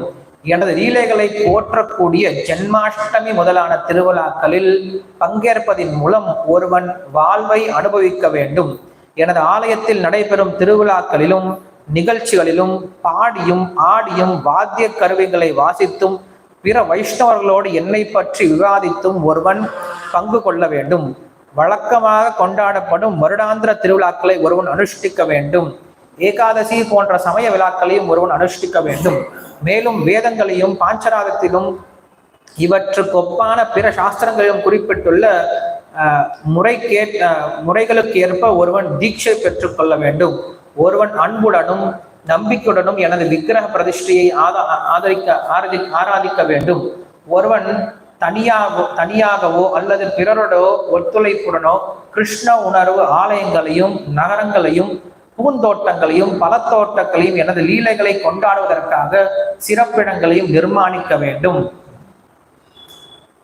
இந்த ஸ்லோகத்துல இந்த இடத்துல கிருஷ்ணன் நிறைய விஷயங்களை பத்தி பேசுறார். இந்த ஸ்லோகத்தை தான் பல்ராமரோ படிச்சுட்டு நான் கோயில் கட்டுறேன்னு சொல்லி சொன்னார், எனக்கு ஞாபகம் இருக்கு. இந்த ஸ்லோகத்தை படிக்கும் போது என்ன சொல்றாரு இதுல கிருஷ்ணன் சொல்றாரு, விக்கிரக பிரதிஷ்டையை ஆராதிக்க வேண்டும். ஒருவன் தனியாகவோ அல்லது பிறருடைய ஒத்துழைப்போடோ கிருஷ்ண உணர்வு ஆலயங்களையும் நகரங்களையும் பூந்தோட்டங்களையும் பழத்தோட்டங்களையும் எனது லீலைகளை கொண்டாடுவதற்காக சிறப்பிடங்களையும் நிர்மாணிக்க வேண்டும். ஸோ கிருஷ்ணர் இதை ஓப்பனாகவே சொல்றார், எனக்காக என்ன பண்ணுங்க, கோவில் கட்டுங்க அப்படின்னு சொல்றார். கிருஷ்ணர் பொதுவாக யார்கிட்டயும் போய் கேட்கலாம் மாட்டார், எனக்கு இது செஞ்சு கொடுங்க அது செஞ்சு கொடுங்க கேட்கவே மாட்டார். ஆனா இங்க பாகவதம் அதுவும் உத்தவன்ட்ட பேசிட்டு இருக்கார், ரொம்ப க்ளோஸான பர்சன் கிட்ட பேசிட்டு இருக்கார். அவர்கிட்ட என்ன பண்றாரு, அவருடைய ஆசை ரிவீல் பண்றாரு. பொதுவாக பெரிய மனுஷங்க என்ன பண்ண மாட்டாங்கன்னா எல்லாருக்கிட்டையும் இப்போ சொல்லிட்டு இருக்க மாட்டாங்க, எனக்கு இது கொடுங்க அது கொடுங்க, போறவங்க எல்லாம் கேட்டுருக்க முடியுமா? ஒரு பெரிய ஆள் வந்துட்டு எனக்கு கொஞ்சம் இது கொடுங்களேன், எனக்கு கொஞ்சம் சாப்பிட எல்லாம் கொஞ்சம் கொடுங்களேன் அப்படின்னு சொல்லிட்டு ஏதாவது போற இடத்தெல்லாம் கேட்டுட்டு இருந்தோம் அப்படின்னா இப்படி இருக்கா சீப்பா கேட்டுருக்க நம்ம கேட்டு இல்ல அப்படியே கேட்டாலும் தெரியுமா ஆகும், ஒரு எல்லையை வாங்கி குடிச்சிட்டு அவன் எனக்கு சார் எனக்கு கொஞ்சம் செஞ்சு கொடுங்க சார், உதவி செஞ்சு கொடுங்க சார் அப்படின்னு அடுத்து அவன் சொல்ல ஆரம்பிச்சிருவான். வெளில பேசிக்க மாட்டாங்க. நெருங்கிய சகாக்கள் கிட்ட என்ன பண்ணுவாங்க, ரொம்ப கேஷுவலா கேட்பாங்க, கொடுப்பான் எனக்கு வேணும் அப்படின்னு சொல்லி வாங்கிப்பாங்க. அது போல உத்தவன் கிட்ட என்ன பண்றாருன்னா கிருஷ்ணர் ஓப்பனாவே சொல்றாரு, எனக்காக என்ன பண்ணுங்க, கோயில்கள் கட்டுங்க, பூந்தோட்டங்களை வைங்க, பழத்தோட்டங்களை வைங்க, இல்ல ஏதாவது கிருஷ்ணர் இருக்கக்கூடிய இடத்தை மாதிரி என்ன பண்ண ஏதாவது ஒரு விஷயத்த என்ன பண்ணுங்க செஞ்சு வைங்கன்னு சொல்லி சொல்றாரு. இது கிருஷ்ணர் சொல்லக்கூடிய நேரடி இன்ஸ்ட்ரக்ஷனாக செய்யணும் அப்படின்றது. ஸோ அதுக்கு முன்னாடி பார்த்தோம் அப்படின்னா கிருஷ்ணர் இங்க டைரக்டாவும் பேசுறாரு. ஜென்மாஷ்டமி போன்ற விரதங்களை என்ன பண்ணுவான் எல்லாருமே கண்டிப்பா கடைபிடிக்கின்றதை விட கொண்டாடணும் அப்படின்னு சொல்றாரு. விரதங்களை கடைபிடிக்கிறது அப்படிங்கிறது வேற, கொண்டாடுறது அப்படிங்கிறது வேற. கடமைக்காக செய்யறது கடைபிடிக்கிறது, கொண்டாடுறதுன்னு இஷ்டத்தோட பண்றது. ஏன் கிருஷ்ணர் இல்லையா, என்னுடைய கிருஷ்ணருக்கு என்ன பண்ண போறேன், நான் இப்ப பர்த்டே செலிப்ரேஷன் பண்ண போறேன், என்ன பண்ணும், ஊரே வரணும்டா, சும்மா ஜெகஜோதியா இருக்கணும். இந்த உலகத்துல பகவான் ஜெகநாதர் அவர் தான், அவருடைய செலிப்ரேஷன் எல்லாரும் வந்தாகணும் அப்படின்னு சொல்லிட்டு என்ன பண்ணும், அந்த ஒரு எண்ணம் நம்மளுக்கு இருக்கணும். நமக்கெல்லாம் தீபாவளி தான், கிருஷ்ண ஜெயந்தி தான் இல்லையா, நமக்கு பெரிய ஃபெஸ்டிவல் இது மட்டும்தான். இன்னைக்கு ஃபெஸ்டிவல் எல்லாத்தையும் நம்ம மாற்றி வச்சுட்டோம், எல்லா ஃபெஸ்டிவலையும் என்ன பண்ணிட்டோம் தலைகீழ மாத்திட்டோம். இந்தியாவில இல்ல உலகத்திலேயே இல்ல இந்தியாவில் சொல்லாமே, இந்தியாவிலேயே கொண்டாடப்படக்கூடிய மிகப்பெரிய திருவிழா என்னது, தீபாவளி இல்லையா. ஸோ தீபாவளி அப்படிங்கிறது இன்னைக்கு யூஎஸ் கவர்மெண்ட் கூட என்ன பண்றாங்க, கொண்டாட ஆரம்பிச்சிட்டாங்க, பார்லிமெண்ட்டே கொண்டாட ஆரம்பிச்சிட்டாங்க, எல்லா கவர்மெண்ட் லீவ் எல்லாம் விட ஆரம்பிச்சிட்டாங்க. தீபாவளி உலகம் முழுக்க இன்னைக்கு ரொம்ப ஃபேமஸ் ஆயிட்டு இருக்கு. ஆனா யாருக்குமே என்ன தெரியறது கிடையாது, அந்த தீபாவளி எதுக்காக கொண்டாடுறோம், கிருஷ்ணருக்காக கொண்டாடுறோம். கிருஷ்ணரை வச்சு யாராவது அன்னைக்கு ஒரு சின்ன அகர்பத்தியாவது காட்டுறாங்கன்னா கிடையாது. ஸோ அப்ப என்ன ஆகுது, ஃபெஸ்டிவலுடைய சாரமான விஷயத்தை விட்டுட்டோம், சாரமான விஷயத்தை விட்டுட்டு எல்லாம் செஞ்சுட்டு இருக்கோம், ஒரு பிரயோஜனம் கிடையாது. அடுத்தது வர்றது தமிழ்நாட்டுல பொங்கல் அப்படின்னு சொல்லணும், இந்தியாவில் அடுத்தது பொங்கல் சொல்லி சொல்லணும். அவங்க என்ன பண்றாங்க, ஃபெஸ்டிவல் என்ன பண்ணிட்டாங்க அப்படின்னா மாற்றி வச்சுட்டாங்க. கிருஷ்ணருக்காக அப்படிங்கிற விஷயத்த மாத்திட்டு எனக்காக. பசங்களுக்கு தீபாவளி தான் என்னது, லீவு, புது ட்ரெஸ், பட்டாசு, ஸ்வீட்ஸ். பெண்களுக்கு தீபாவளி என்னது, சாரி வாங்குறது இல்லையா, வெளில போயிட்டு வர்றது, பர்ச்சேஸ் பண்றது, கோல்டு வாங்குறதுங்க. என்ன பண்றது? சொசைட்டியா?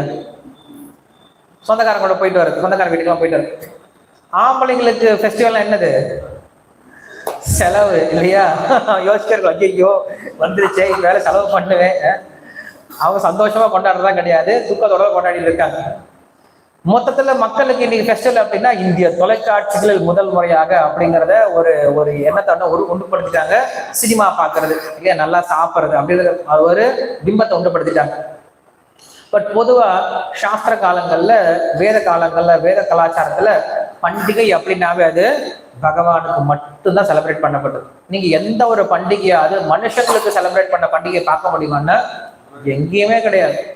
இது மனிதர்களுக்காக அப்படின்னு ஏதாவது இருக்குமா அப்படின்னா ஒண்ணும் கிடையாது. இன்னைக்கு நம்ம செலிப்ரேட் பண்றோம் இல்லையா, மதர்ஸ் டே, ஃபாதர்ஸ் டே, ஃப்ரெண்ட்ஷிப் டே, இன்னும் என்னென்னமோ டே, வேலண்டைன்ஸ் டே,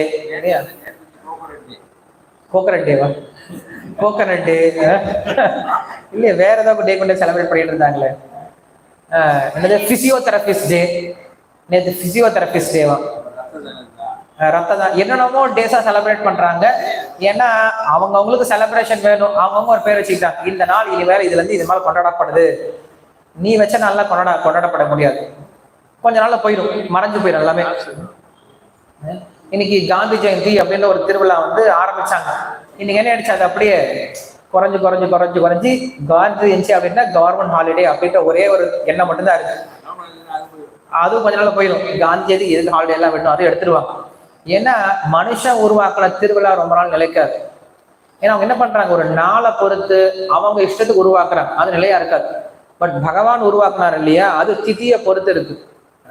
அந்த திதி வரும் பொழுது கண்டிப்பா உலகத்துல ஒரு சூழ்நிலைய, டிஃப்ரெண்டான சூழ்நிலை ஏற்படுமா. அந்த சூழ்நிலையை கொண்டாடுறதுக்கு என்ன பண்றாங்க, நம்ம ஜென்மாஷ்டமி போன்ற திதிகள்லாம் கொண்டாடப்படுது. அந்த திதி நீங்க வேற நாள் கொண்டாடி பாருங்க, அதே பிளஷர் உங்களுக்கு கிடைக்காது, அதே ஆனந்தம், அதே நிம்மதி உங்களுக்கு கிடைக்காது.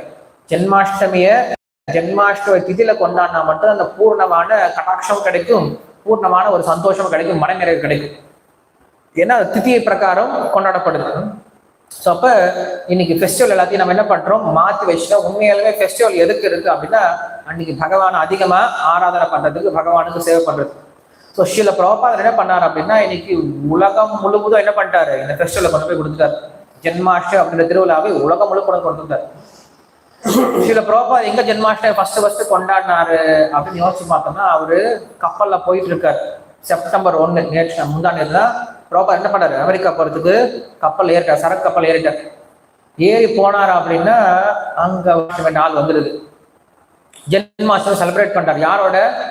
கப்பல் இருக்கக்கூடிய கேப்டன், அங்க இருக்கக்கூடிய மற்ற நேவி பீப்புளா இருக்காங்கல்ல, அவங்களோட செலிப்ரேட் பண்றாரு. சின்னதா பஜன் வைக்கிறாரு, சின்னதா சமைக்கிறாரு, பகவான் நைவேத்தியம் பண்றாரு, எல்லாத்துக்கும் கொடுத்துட்டு பிரசாதமா சாப்பிட்றாரு.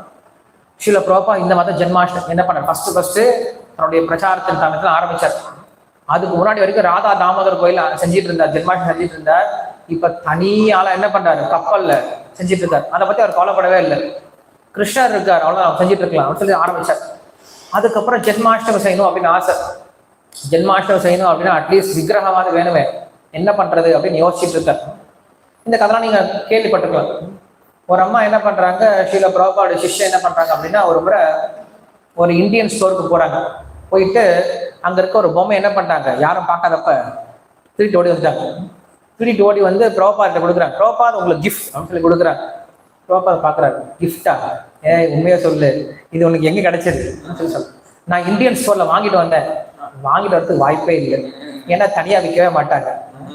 இது எங்க இருந்து எடுத்துட்டு வந்தியோ அங்கேயே போ, இதோட சேர்ந்து இன்னும் 2 பேர் இருப்பாங்க, அவங்களுக்கு கொண்டுட்டு வா சொன்னார். ஸோ போனாங்க. அவங்க கொண்டு வந்து சுபத்திரை பொம்மை மட்டும் கொண்டு வந்துட்டாங்க. நடுவில் இருக்கும் இல்லையா, ஜெகநாத் பலதேவ் சுபத்திரை சின்னதா வந்தாங்க. கொண்டு வந்து காட்டின உடனே இந்த பிரபுபாவுடைய கண்ணுல இருந்து முதல்ல கண்ணீர் வர ஆரம்பிச்சிச்சு. ஜெகநாத் வந்துட்டீங்களா, இங்கேயும் வந்துட்டீங்களா, எனக்கு துணையா வந்துட்டீங்களா அப்படின்னு சொல்லிட்டு கீழே விழுந்து நமஸ்காரம் பண்ணிட்டு உடனே என்ன பண்றாரு, அதை வச்சுட்டு வர்ஷிப் பண்ண ஆரம்பிச்சாங்க. ஸோ பிரபுபாதருக்கு இப்படிதான் வந்து கிருஷ்ணர் என்ன பண்ணாரு, அமெரிக்கால கொஞ்சம் வந்து அதை வெளிக்காட்ட ஆரம்பிச்சார். அடுத்தது ரத யாத்திரை பண்ணணும் அப்படின்னு முடிவு பண்றாங்க. சரி எப்படி பண்றது, பெரிய ரதம் வேணும், பெரிய ஜெகநாதர் வேணுமே, பெரிய ஜெகநாதரை பண்ணும், ஒருத்தரை பண்ண முடிவு பண்ணிட்டார். நான் பண்றேன் சொல்லி முடிவு பண்ணிட்டேன். அவர் பண்ணிட்டு இருக்காரு, ஷியாம் சுந்தர் பிரபு பண்ணிட்டு இருக்காரு. பிரபுபாத் வந்து பார்க்க வர்றாரு, எப்படி பண்ணிட்டு இருக்கான்னு சொல்லிட்டு பார்க்க வர்றாரு. பிரபுபாத் ஏதோ கேள்வி கேட்கிறாரு. என்ன பண்றாரு, ஜெகநாதரை செஞ்சுட்டே இருக்காரு, வாயில சிகரெட் இருக்கு, சிகரெட் வச்சு ஜெகநாதர் பண்ணிட்டு இருக்காரு. அந்த அளவுக்கு கீழ்த்தரமான மக்களை வச்சு என்ன பண்ணாரு, அவர் கிருஷ்ண பக்தி இயக்கத்தை ஆரம்பிச்சார். ஆனா இங்கேயோ கொண்டு போயிட்டார். ஸோ பிரபுபா வந்து பேசுறார், இவர் திருப்பி பேசணுமே, அந்த சிகரெட்டை கீழே வைக்க முடியாது, கீழே வச்சா வேஸ்ட் ஆயிடும். என்ன பண்ணாரு, ஜெகநாதர் அதை எடுத்து ஜெகநாதோட தலையில வச்சுட்டு சிகரெட்டை பேச ஆரம்பிச்சார். பிரபுபா நினைச்சார், ஐயோ என்னடா பண்றீங்க, என் ஜெகநாதோட தலையில போய் சிகரெட் யாராவது வைப்பாங்களாடா. அவரால் எதுவும் பேச முடியல. பட் இந்த மாதிரி மக்கள் தான் அவளுக்கு கிடைச்சாங்க. அவங்களுக்கு பக்தினா என்னன்னு தெரியாது, கடவுள்னா என்னென்ன கான்செப்ட் கிடையாது, குருனா என்னன்னு தெரியாது, லெஃப்ட் ஹேண்ட் ரைட் ஹேண்ட் என்னன்னு தெரியாது, எந்த கையில சாப்பிடுவாங்க. இப்பயும் அப்படிதான் இருக்கு, 2 கையில சாப்பிட்றவங்களா இருக்கான் பிச்சு பிச்சு. அப்படிப்பட்ட மக்கள் கிட்ட என்ன பண்ணாரு, இந்த கிருஷ்ண பக்தியை கொண்டு போய் சேர்க்கணும். எவ்வளவு எக்ஸ்பர்ட்டா இருந்திருக்கணும், எவ்வளவு பொறுமையா, எவ்வளவு பவர்ஃபுல்லா இருந்திருக்கும், கொஞ்சம் யோசிச்சு பார்க்க தெரியுது. ஒரு கோயில் கட்டிட்டார், கோயில் சொல்லிட்டார், கோயிலெல்லாம் கட்டி முடிச்சாச்சு, மக்களுக்கெல்லாம் இன்விடேஷன் கொடுத்தாச்சு, விக்கிரகம் வரல. விக்கிரகம் எல்லாம் கோயில் ஓப்பனிங் சொல்லியாச்சு. ப்ராப்பா நினைச்சிருந்தார் கிருஷ்ணன் வருவார், அவருக்கு தெரியும் கிருஷ்ணன் கண்டிப்பா வருவான்னு தெரியும். திடீர்னு பார்த்தா ஒரு சிஷ்யர் ப்ரோபா வர, என்னப்பா விஷயம், நியூஸ் பேப்பர்ல நியூஸ் வந்து என்ன விஷயம், ஒரு இந்தியன் ஜென்டில்மேன் ஒரு விக்கிரகத்தை விற்கணும்னு நினைச்சிட்டு இருக்காரு, நம்ம போய் நம்ம வாங்கிட்டு வந்துடலாம். சரி ஏற்றா காரை, நல்ல காரை எடுத்துட்டு போனேன். ப்ரோபா நம்ம போன நமஸ்காரம் பண்ணிட்டு போறாரு, கிருஷ்ணா நீ வந்துன்னு சொல்லிட்டு போறேன். போனா இந்தியன் பர்சன் தான், மேபி குஜராத்தின்னு நினைக்கிறேன். உள்ள போறாரு, எல்லா சிஷ்யர்களும் போய் உட்காடுறாங்க, குரூப்ல போய் உட்காடுறாங்க, பேச ஆரம்பிக்கிறார். 5 நிமிஷம் எப்படி இருக்கீங்க, எந்த ஊர்ல இருந்து வந்திருக்கீங்க எல்லாம். அவர் 5 நிமிஷம் பேசினார். பேசி முடிச்சுட்டு அவர் வந்து உடனே விக்கிரகத்தை பாக்குறீங்களா, அது இருக்கட்டுங்க சொல்லிட்டு மறுபடியும் வேற விஷயம் பேச ஆரம்பிக்கிறார். அவருக்கு தான் அவரை ஆச்சரியம், இவர் விக்கிரகம் வாங்க வந்தாரா, என்ன வாங்க வந்தாரு, இவரே சம்பந்தமே எல்லாம் பேசிட்டு இருக்காரு. மறுபடியும் பேச ஆரம்பிக்கிறார். நான் இங்க வந்தேன், எனக்கு இந்த சிஷ்யர்கள்லாம் இருக்காங்க, இந்த பையன் இதை பண்றான் அதை பண்றான், நான் இதை பண்ணிட்டு இருக்கோம். அது ஓகே சுவாமிஜி, அந்த விக்கிரகத்தை பாக்குறீங்களா, அது அப்புறம் பாத்துக்கலாம் சொல்லிட்டு மறுபடியும் பேசிட்டே இருக்காரு. அவருக்கு பொறுமை இழந்துருச்சு. சாமிஜி ஒரு தடவை விக்கிரகம் விக்கிரகம் தானே, பசங்களா இங்க வாங்க அப்படின்னு சொல்லி பிரம்மச்சாரி கூப்பிட்டாரு.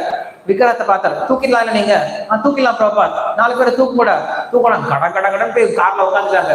ப்ரோபாத் ஓகே ரொம்ப நேரம் ஆயிடுச்சு, எனக்கு டைம் ஆயிடுது, நாங்க போயிட்டு வரோம் கார்ல உட்காந்துட்டாரு. சுவாமிஜி பரவாயில்ல, அதெல்லாம் நாங்க இன்விடேஷன் அனுப்பிச்சு வைக்கிறோம், நீங்க ஜென்மா ஓப்பனிங் நீங்க வந்துருங்க. சுவாமிஜி இல்ல சுவாமிஜி அதெல்லாம் பரவாயில்ல, நாங்க எல்லாம் தூக்கிட்டு போயிடும், நாங்க டாக்ஸி அரேஞ்ச் பண்ண வேணாம், நாங்க வண்டி கொண்டு வந்திருக்கோம், நாங்க தூக்கிட்டு போயிடுறோம் சொல்லிட்டு வண்டியில உட்காந்து ஹரே கிருஷ்ணா டாட்டா சொல்லிட்டு போயிட்டே இருந்துட்டாரு.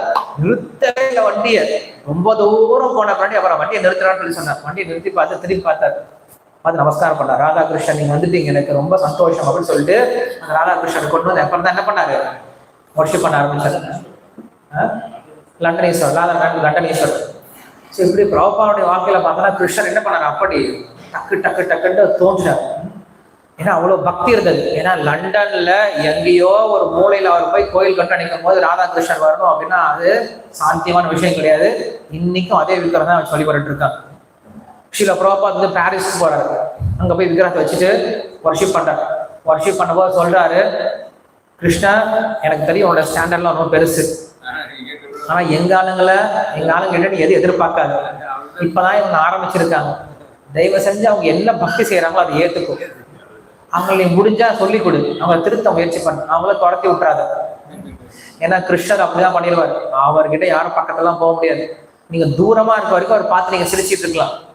யாரா இருந்தாலும் அவ்வளவுதானே, பெரிய மனுஷன் நம்ம வெளில இருந்து பார்க்கும்போது சிரிச்சிட்டு இருப்பாங்க. அவங்க பெட்ரூம்ல போய் உட்காந்துக்கிட்டீங்கன்னா அடிச்சு துரத்திடுவாங்க. டே போடா என் பெட்ரூம்ல, இங்கதான் என் பிரைவசி இருக்கு, இங்க இருக்கலாம் வந்து துரத்தி விட்டுருவாரு.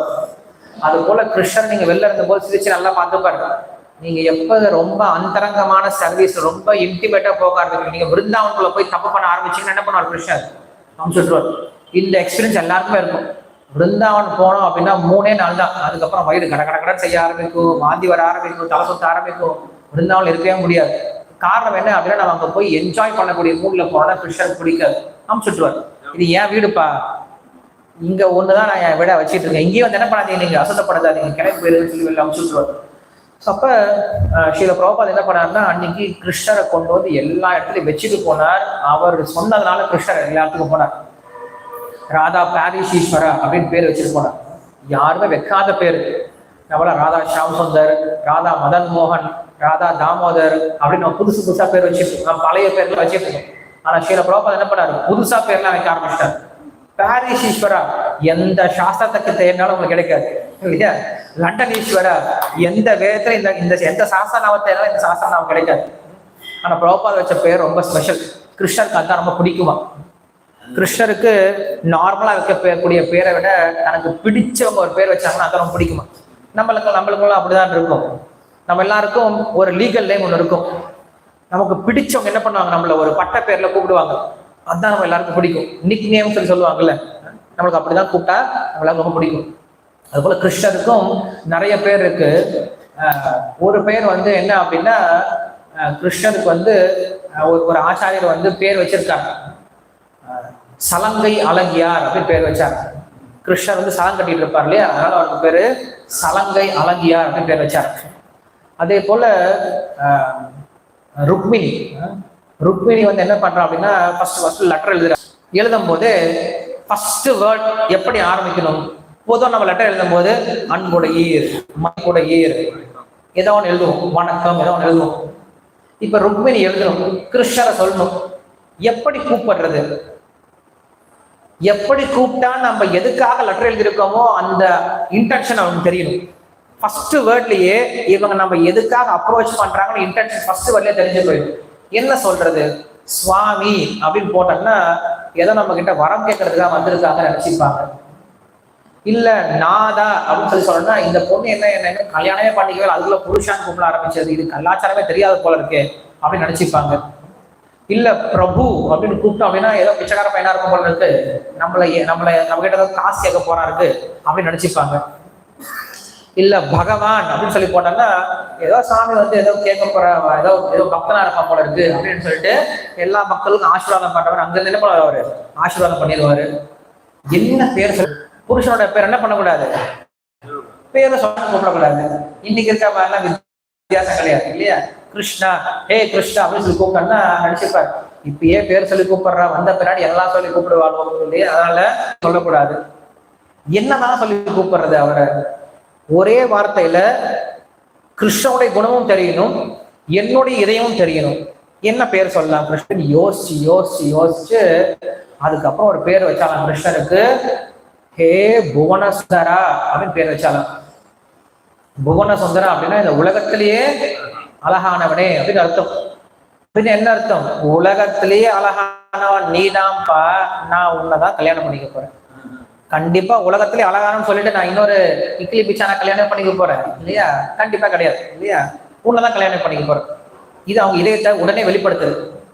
அதே போல உலகத்திலேயே அழகானவன் அப்படின்னா என்ன அர்த்தம், நான் மட்டும் கிடையாது, உன்னை பாக்குறவங்களாம் என்ன நினைப்பாங்க, உன்னதான் கல்யாணம் பண்ணி நினைப்பாங்க. அதனால எனக்கு அப்புறம் நிறைய பேர் வரப்போறாங்க உன்னை கல்யாணம் பண்ணிக்கிறதுக்கு, அதுக்கு எனக்கு ஓகே, இப்பயே ஓகே சொல்லிட்டாங்க. அப்ப சத்யா ருக்மிணி தான் ஃபர்ஸ்ட் பட்ட மகிழ்ச்சி, ஃபர்ஸ்ட் கல்யாணம் பண்ண ருக்மிணி தான் இல்லையா. ருக்மிணிக்கு அப்புறம் 7 பேர், அதுக்கப்புறம் 16,100 பேர் இல்லையா. ருக்மிணி எல்லாத்துக்கும் அலோவ் பண்ணிட்டாங்க. ஃபர்ஸ்ட் அலோவ் பண்ணலாம், அப்புறம் பெரிய சண்டை போயிரு இல்லையா. அதனால என்ன பண்றாங்க, ருக்மிணி முதல்ல தன்னோட இதயத்தை சொல்லிட்டாங்க, என்ன நீ எப்படி ஏத்துக்கிட்டியோ அது போல உன்னுடைய பக்தர்கள் யாரு வந்தாலும் என்ன பண்ணுவோம், நீ அவங்கள ஏத்துக்கோ. அவங்க உன்னை கணவனா ஏற்றுக்கணுமா ஏற்றுக்கோ, உன்னை நண்பனா ஏற்றுக்கணுமா ஏற்றுக்கொள்ளு, உன்னை தன்னுடைய குழந்தைய ஏற்றுக்கணுமா ஏற்றுக்கலாம் நீ இல்லையா. ஸோ கிருஷ்ணருக்கு நம்மை போன்ற உறவு முறை கிடையாது. நம்ம என்ன நினைக்கூடாது, கிருஷ்ணர் கல்யாணம் பண்ணிட்டாருன்னா இந்த உலகத்தில் இருக்கக்கூடிய ஒரு ஆண் பெண்ணை போல, இந்த உலகத்தில் இருக்கக்கூடிய கணவன் மனைவியை போல அவங்க வாழ்க்கையில் ஈடுபடுவாங்க, குடும்ப வாழ்க்கையில் ஈடுபடுவாங்க அப்படின்ற புத்தி நம்ம கிட்ட எடுத்தோம். கிருஷ்ணர் என்ன பண்றாரு, யார் எப்படிப்பட்ட ரசத்தை தன்னை அடையிறாங்களோ அதற்கு ஓகே சொல்றாரு, அவ்வளவுதான்.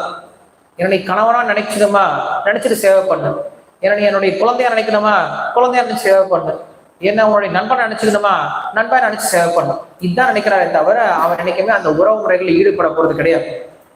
அப்ப அங்க ஒரு பேர் வச்சாங்க, ருக்மிணி பேர் வச்சாங்க. அந்த பேர் கிருஷ்ணருக்கு ரொம்ப பிடிச்சி போயிடுச்சான். ஃபர்ஸ்ட் வார்த்தை படிச்சார், ஹே புவனசுந்தரான்னு படிச்சார். படிச்ச உடனே தாருக்கா வண்டி ஏறான்னு சொல்லிட்டார், ராத்த ஏறான்னு சொல்லிட்டார், போய் கூட்டு வந்துடலான்டா. அதான் இதே போதுமே நம்மளுக்கு, இதுக்கு மேல இன்னும் எக்ஸ்பிளைன் பண்ணுமா, எக்ஸ்பிளைன் பண்ண தேவையில்லை. ஒரு பொண்ணுடைய இதயத்தை இந்த அளவுக்கு யாரும் சொல்ல மாட்டாங்க, ஓப்பனா சொல்லிட்டு அதனால எவ்வளோன்னு சொல்லிக்கலாம் போயிட்டாரு. ஸோ அந்த மாதிரிதான் என்ன பண்ணணும்னா, நம்ம பிரபுபாத் என்ன பண்ணியிருக்காரு, கிருஷ்ணருக்கு அப்படி அழகான பேர்லாம் கொடுத்ததா கிருஷ்ணர் அதை ஏத்துக்கிட்டார். ஸோ அதுக்கு காரணம் என்ன, அவருடைய பக்தி தான் காரணம். அதுபோல் நம்ம என்ன பண்ணும், கிருஷ்ணனுடைய குணங்களையும் லீலைகளை என்ன பண்ணும் புரிஞ்சுக்கிட்டு நமக்கும் கிருஷ்ணருக்கும் உண்டான ஒரு உறவை என்ன பண்ணும் கொஞ்சம் கொஞ்சமா வளர்த்துக்க முயற்சி பண்ணும். வெறும் கோயிலுடைய விக்கிரகத்தை நீங்க விக்கிரகமா பார்த்தீங்க அப்படின்னா அது விக்கிரகமாவே இருந்து போயிடும். இங்க நீங்க கிருஷ்ணரை பார்த்தீங்க அப்படின்னா கிருஷ்ணன் என்ன பண்ணுவார், கூட பேச ஆரம்பிச்சிருவார்.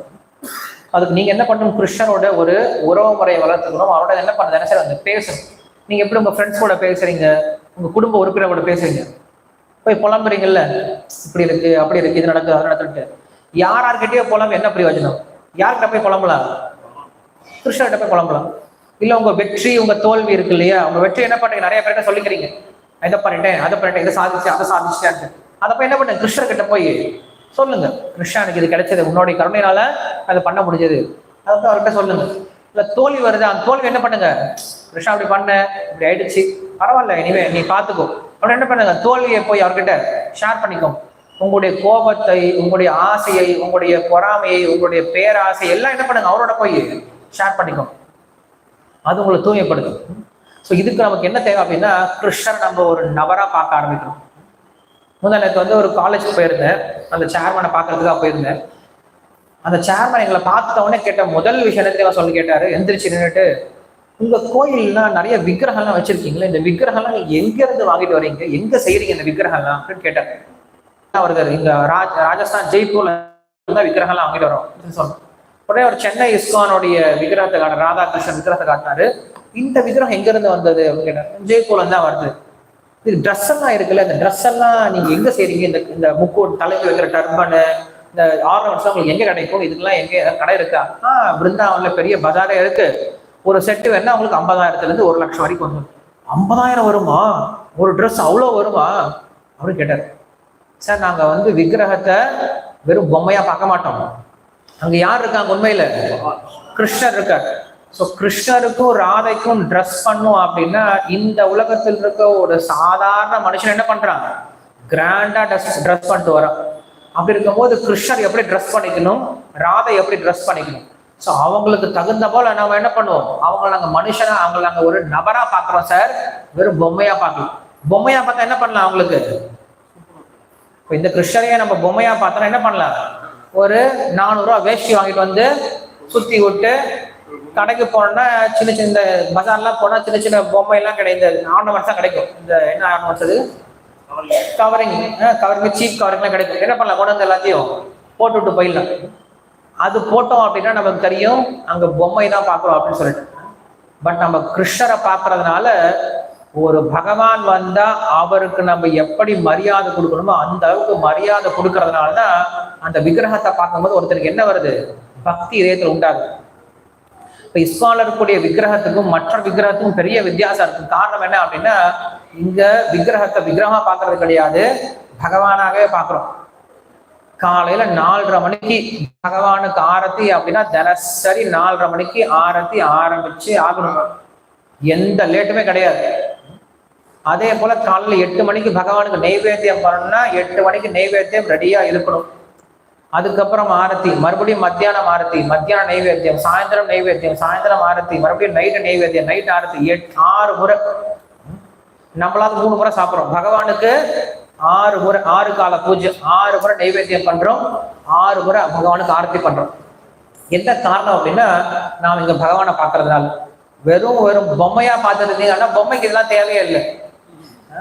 இன்னைக்கு வெளில விக்கிரகம் வச்சு என்ன பண்றது கிடையாது, யாரும் பூஜையா பண்றது. நிறைய கோயில கட்டி வச்சுட்டாங்க, எங்க பார்த்தாலும் கோயில கட்டி வச்சுட்டாங்க. ஆனா கோயில் என்ன கிடையாது, ஒரு வேளை கூட பூஜை பண்றதே கிடையாது. அப்புறம் எது கோயில் கட்டியிருக்கோம்? இன்னும் ஒரு சில கோயில்கள்ல நான் பார்த்தேன், இந்த கையில கொண்டு போறாங்க, திறந்து காட்டுவாங்க, உள்ள ஒண்ணுமே இல்லை, பிளேட்ல ஒண்ணுமே இல்லை, வெளில மக்களை ஏமாற்றுறதுக்காக இப்படி திறந்து காட்டுறாங்க. நீ யாரை ஏமாத்துற தெரியல எனக்கு. அதே போல கரப்பாம்பூச்சி எல்லாம் ஓடிட்டு இருக்கும், அந்த பக்கம் ஓடிட்டு இருக்கும், ஒரே அழுக்கா, எங்க பார்த்தாலும் என்ன பிசுப்பா இருக்கும். கோயில் கிளீனாவே இருக்காது. அந்த கோயில கண்டிப்பா கடவுள் இருக்க போறது கிடையாது. எது கடவுள் இருக்கணும் அந்த இடத்துல? இன்னும் ஒரு சில கோயில்கள்ல வந்து காலையில வந்து மனுஷங்க வந்து அபிஷேகம் பண்ணிட்டு போவாங்க, சாயந்தரம் நாய் அபிஷேகம் பண்ணிட்டு போவோம். இந்த பின்னாடி எல்லாம் அந்த மாதிரிலாம் இருக்கு.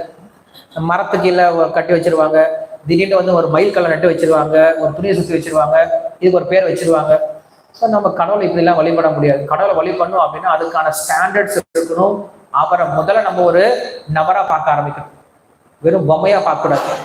ஸோ அப்போ அந்த மாதிரி நம்ம வரணும் அப்படின்னா அதுக்கு நம்ம பகவானுடைய குணங்களை பற்றி கேட்டால் ஒழிய இது சாத்தியமே கிடையாது. ஸோ அதில் தான் இந்த ஜென்மாஷ்டமி திருவிழாக்கள்லாம் அதில் தான் வருது. ஏன்னா கிருஷ்ணனுடைய தோன்றிய நாள் அப்படின்னால என்ன பண்ணணும், நம்ம கிருஷ்ண ஜென்மாஷ்டமியை வெகு விமர்சையாக கொண்டாடுறதுக்கு நம்மளுக்கு ஸ்ரீல பிரபா சொல்லி கொடுத்துருக்கார். வருஷம் நேற்று இருக்கு. இப்போ நம்மளுடைய திருவிழா கொஞ்சம் கொஞ்சமாக பெருசாகிட்டே இருக்கு.